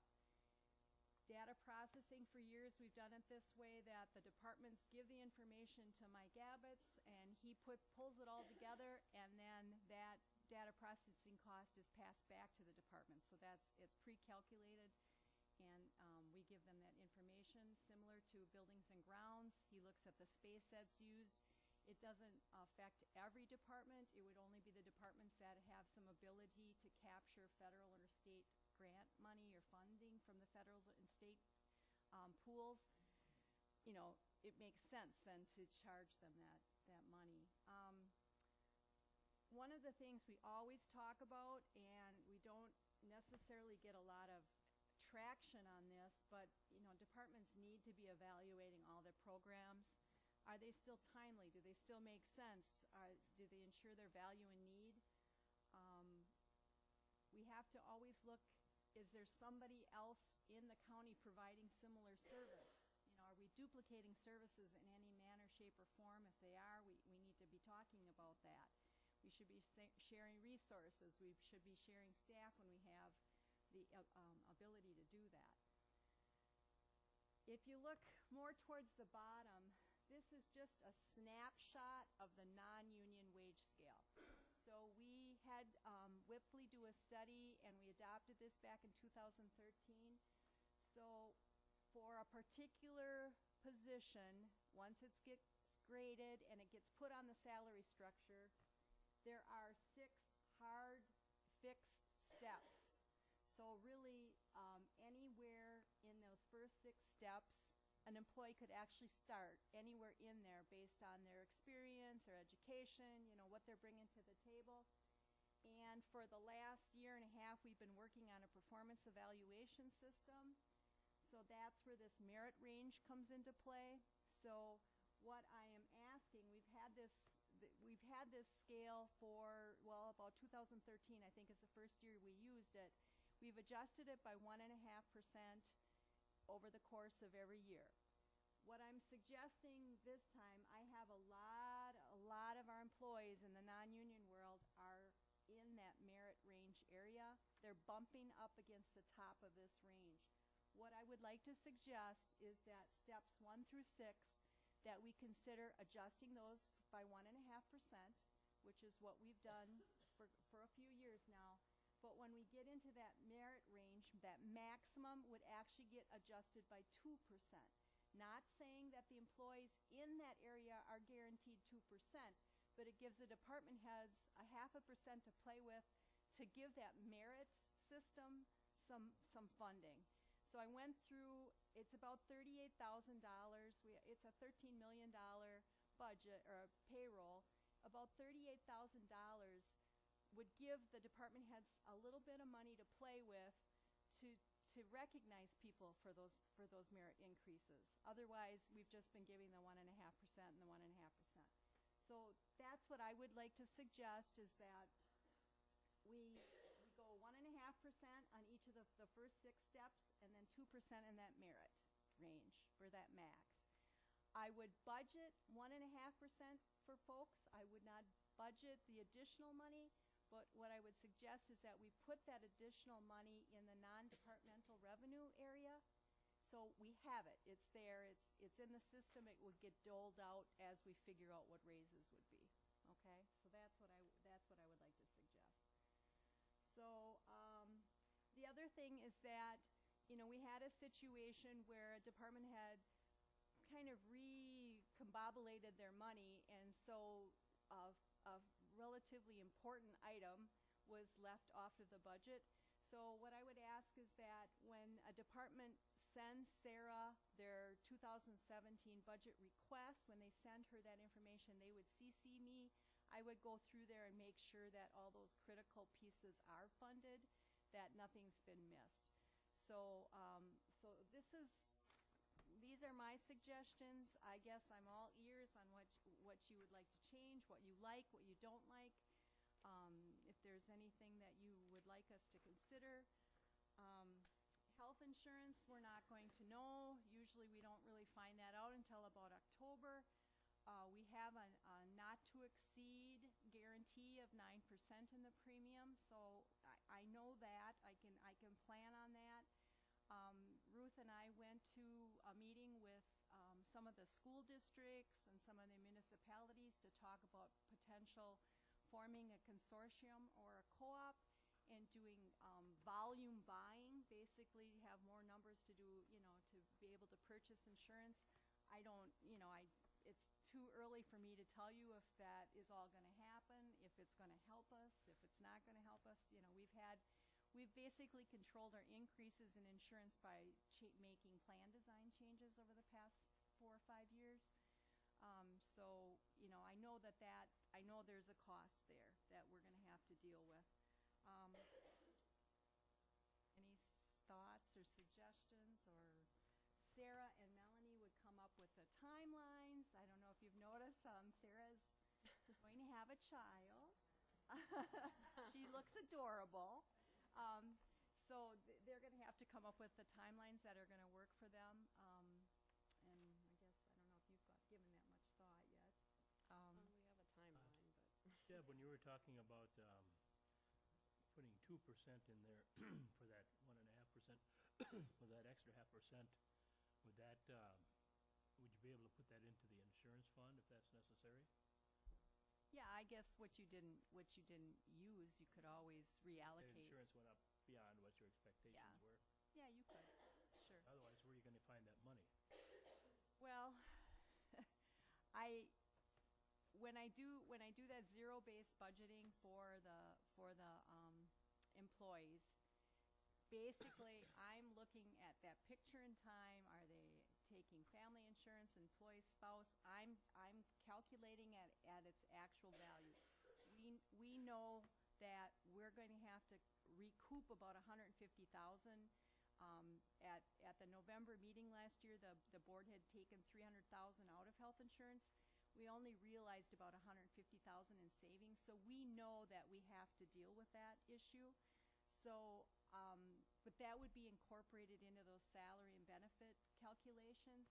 So when Sarah puts all that information together, that's already incorporated in. So then we find out, okay, are we hitting the levy limit? Do we have some wiggle room in that levy limit? We applied some of it from our debt last time, right? So we have a little wiggle room, but you don't really know until all the funding is accounted for and all those expenses are put in. You really don't know what that bottom number is going to be. We could predict till, you know, till the next moon comes up, but you just don't know until everything's put into play.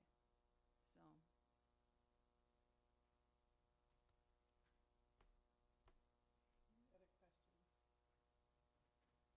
Any other questions? Do you agree with these suggestions? Do you want us to, you know, do other things? This list that you gave us at on the back side of the handout,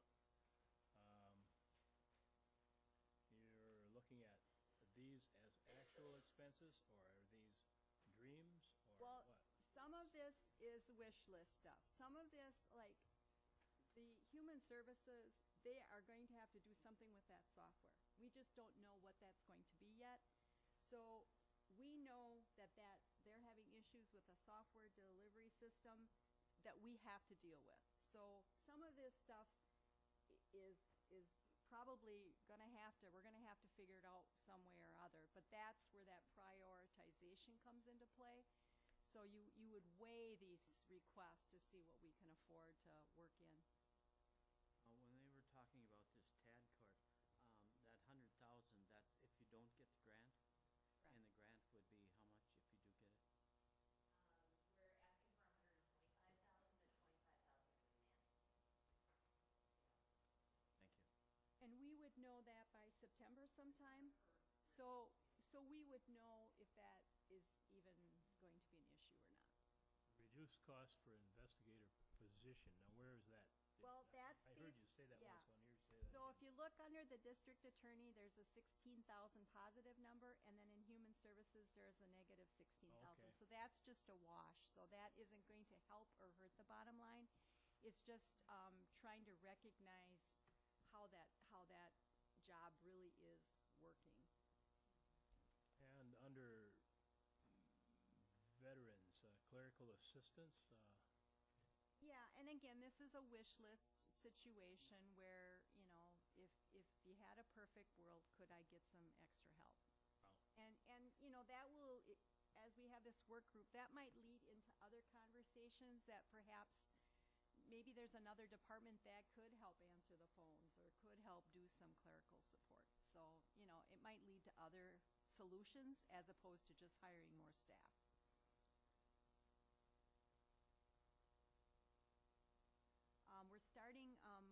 Konechny will be joining Melanie and Sarah and I tomorrow. We're starting that analysis of how we deliver our financial systems. And so hopefully within a month, we would have some recommendations from him on, you know, what he would like to suggest as some possible solutions to some financial delivery issues that we're having. Like Dan Borowski said, we're a $39 million company, and we have one countywide financial person. So I'm hoping this isn't just a pipe dream, but that you will recognize the importance of that. We need to step up our financial operations for the county. So again, that should work out as we prioritize the requests, you know, because there's going to be all kinds of information that's going to go into that, to developing that priority list.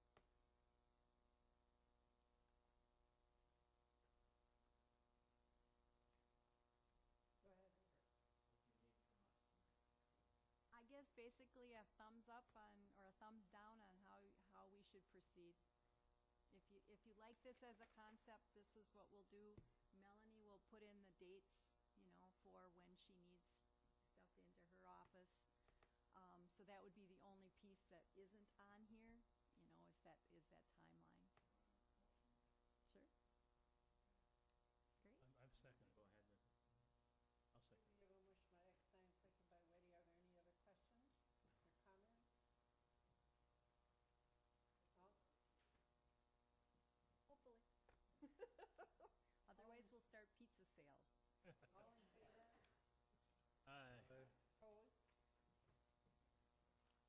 next Ruth has some updates and rules and bylaws of the Sheriff County Board of Supervisors. Actually, after having very productive conversations with Tenafly Asset Meetings for next month, we have been revising this document on an annual basis, sometimes more than once a year, and we just said to me that this section needs some changes and not as a full document, so there's some inconsistencies if you read the full document from beginning. And so I needed a little bit of time to fix those inconsistencies, so I'm asking you to leave it. Make a motion to table it. Waito, second by Larry Tim. All in favor? Aye. And should that be worded to next month, or? Okay, okay. Thank you.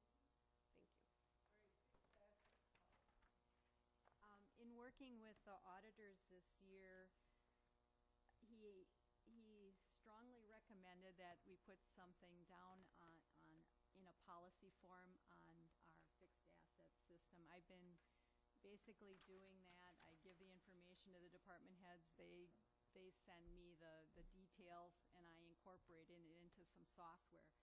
But I'm going to be retiring in a year, so he thought it was really important that we actually have a hard and fast policy on it. So this is like the most basic policy you're going to find. It's very, very minimum detail.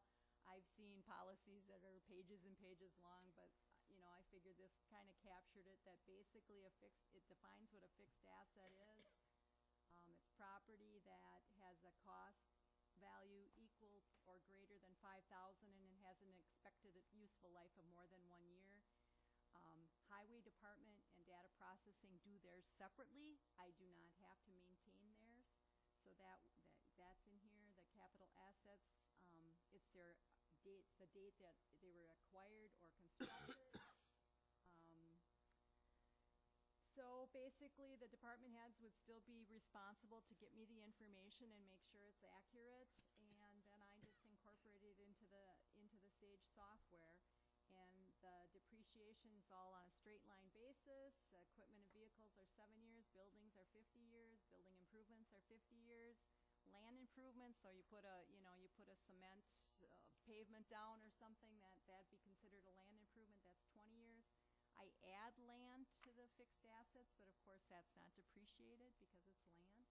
So it's a very simple system, but it's something in writing that makes our auditor very happy. They like policies. They like policies. Yes, they do. Right.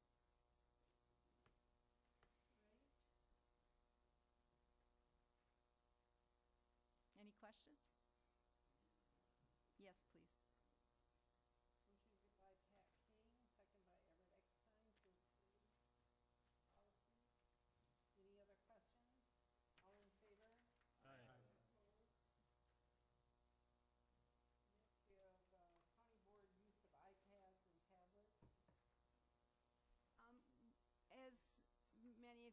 go around to different meetings, you probably have noticed that there are quite a few counties that are starting to consider or already are using iPads or some sort of a tablet so that instead of getting all this paper, you're getting it through an iPad, through an email system. So Donna asked that maybe we talk about this as a potential option.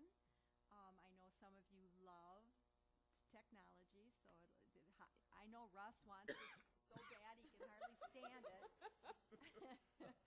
Have a cell phone. Bob Whalen would like one. Bob wants 30 it. years ago, you probably could have talked every one of us into it. Now, I don't know. So anyway, she asked that we talk about it because I did some preliminary research. I found out what kind of software some of the counties are using. If you're interested, we would have to get some pricing on whether, we proceed. I mean, you'd have to have that information before you'd make your final decision. But Calumet County, did they ever tell you how much they think they're saving, or if they're saving anything? actually, he said, he told me a little bit about the company and stuff, but he hasn't given me, like, we're still trading information. Yeah, so, yeah. So basically, you're saving in your paper costs is what, where you're having your savings. So we would have to get more hard and fast Right. numbers like that, but. But there's no sense in Deb getting the information if you don't want them. If you're gonna say, no, that's technology I don't wanna get involved with. Everett, I know Carol does all yours, so.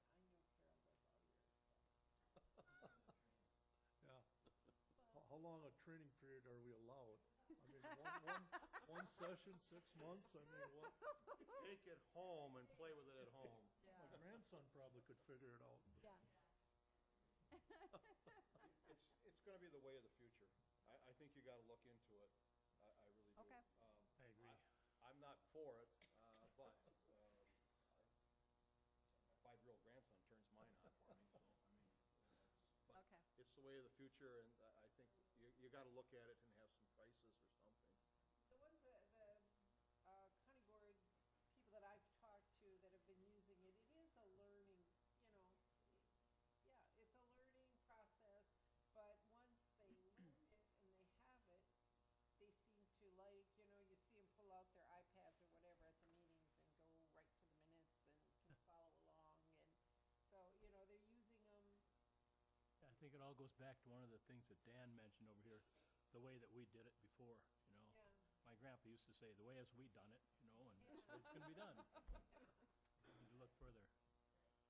So at this point in time, I guess we just need to find out if we want Deb to continue to check into it and see how much it's gonna cost and see if it's worth investing in it.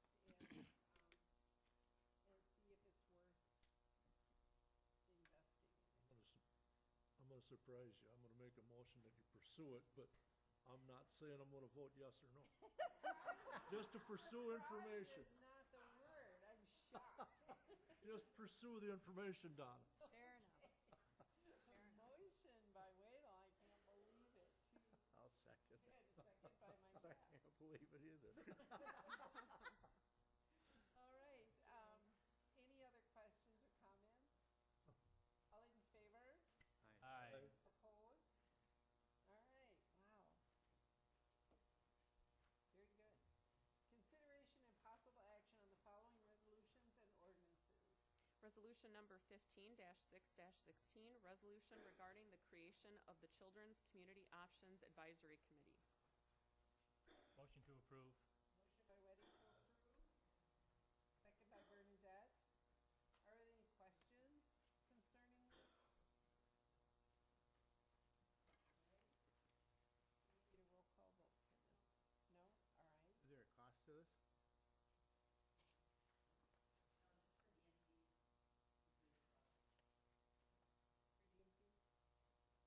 All right. Any other? Yep, it's, taking place of the Family Support Program, committee. I don't know offhand how many we had kind of stalled it because we knew this was coming. I think the Family Support Program one is met twice a year. This one will meet at least 4 times a year, probably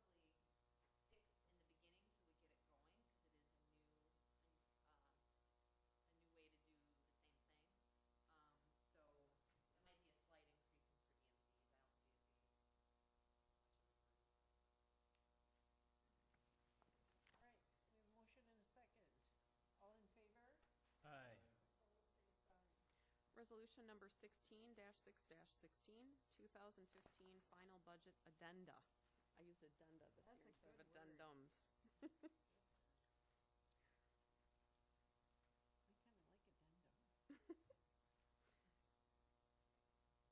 kinda like addendums. Everett. Motion to approve by Everett. Do we have a second? I will second. All right, second by Weddy. Any questions or comments? All in favor? Aye. Opposed? Resolution number 17-6-16, resolution supporting sustainable transportation funding.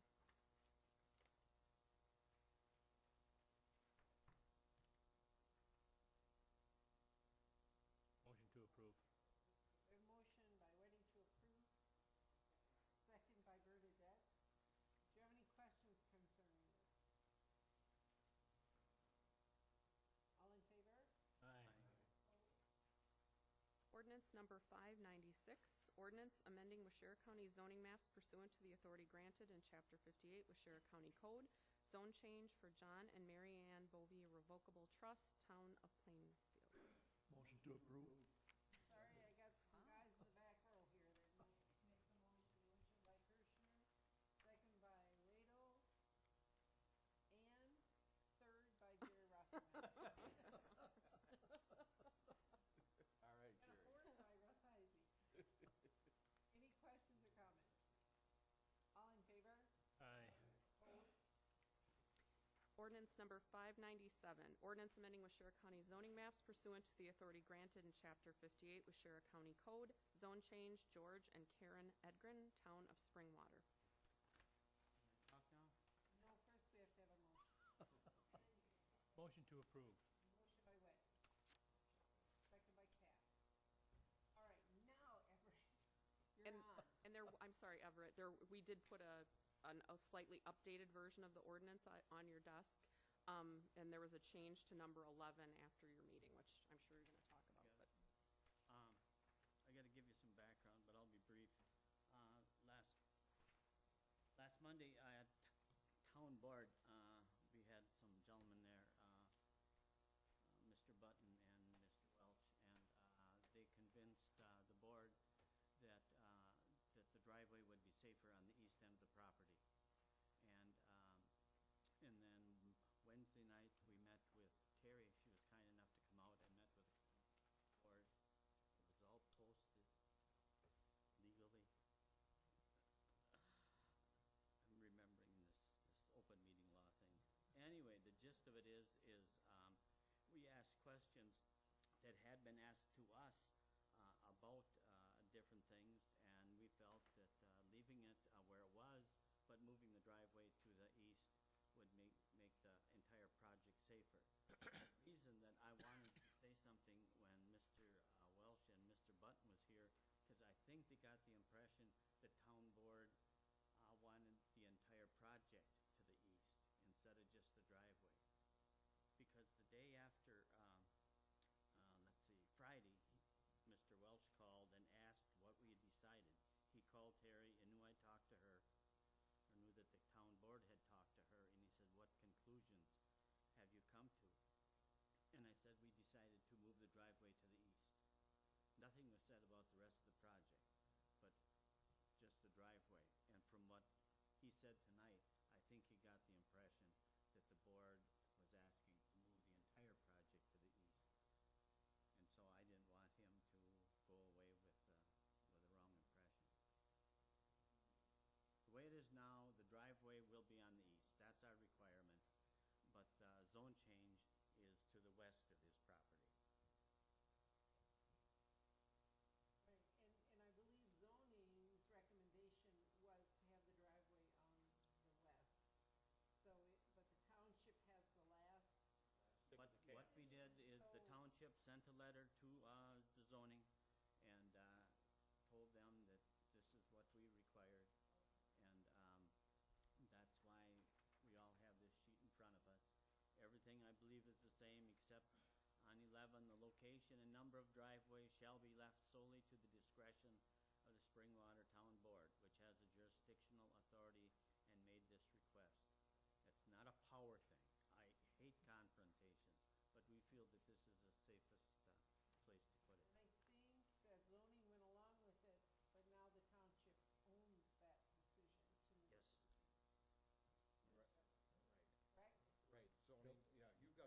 kick at the cat.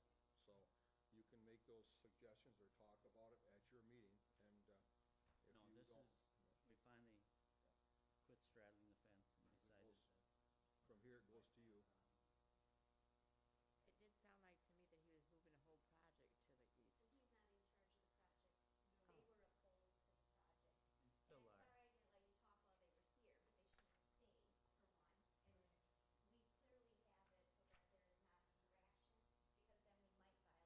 No, no, I don't, and I didn't want to do anything that would violate that, but, So, I'm sorry I didn't let you talk while he was here, but it's not his project, Bernadette. He was opposed to it, and he thinks that it's gonna get moved because he wants it moved.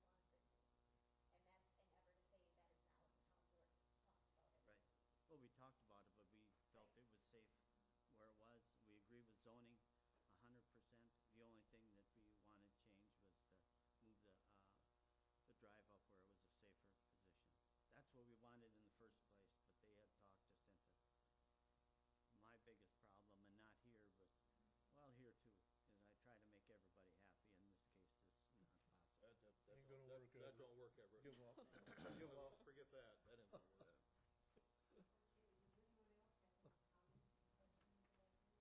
I think this would probably be a good thing in the long run for the campsite, because they will be utilizing those storage units. Probably so. Got it. Okay, we have a motion and a second. All in favor? Aye. Opposed? Motion passes. Ordinance, ordinance number 598, an ordinance amending chapter 46, article 1 of the Waushara County Code. So basically, you have delegated the executive committee to be in charge of our tax deed sales, properties that we take after we foreclose on them for not paying their taxes. And they would wanted some additional provisions or into the ordinance to deal with how, they could sell a property to a municipality if the municipality was interested in it. That would possibly get the, property out of the county's hands quicker and maybe avoid some of the costs. So these are the changes that, the executive committee and I came up with. So it is statute, because the statute allows us to do certain things, depending upon the timing. And so this is what we came up with, and that's what is being passed.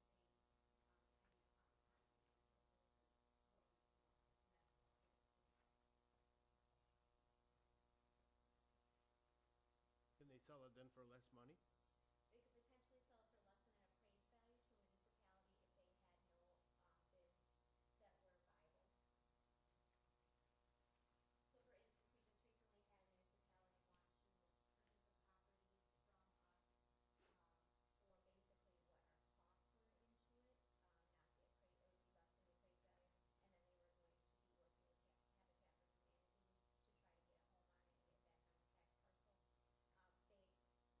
get a home on it and get back on the tax parcel. The committee didn't currently have that authority, but they would now be able to take those kind of, requests into consideration if you authorize this change.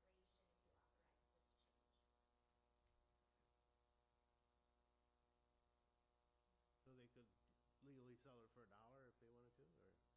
If that's what they determined was in the best interest of the county and there were no other viable bids after it had been appraised and published. How long do they have to wait after appraised? We have to publish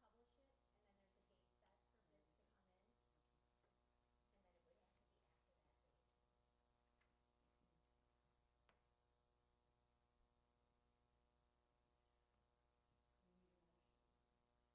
A motion to approve ordinance 598. A second. Motion by Weddy, second by Kirschner. Now, are there any other questions or comments that you have? Hearing none, all in favor? Aye. Opposed? That is carried. Now, appointments, we have Administrative Review Board, Tom Dolkey would, sit on this board, and also Paul Miller. And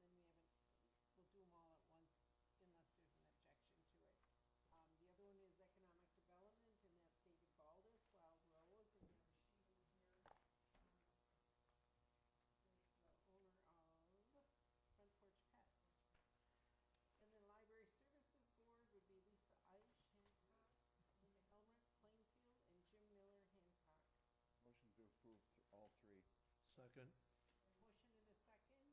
Motion and a second. Any questions? That was Bob Weedle with the second, right? Yes, Okay. I'm sorry. No, that's Yes, okay. rest with the motion, Bob second. All right. Thank you. All in favor? Aye. Opposed? Board suggestions for future agenda items? Yes. If we have this long a meeting, can we have lunch afterwards? I'm getting banged.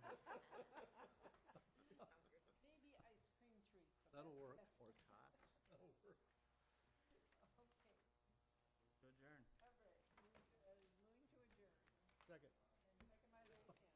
All in favor? Aye. Aye. Same sign. Too long a sitting time. I enjoy it to you people. Yep. I will see you all at Bernadette on Sunday. They won't.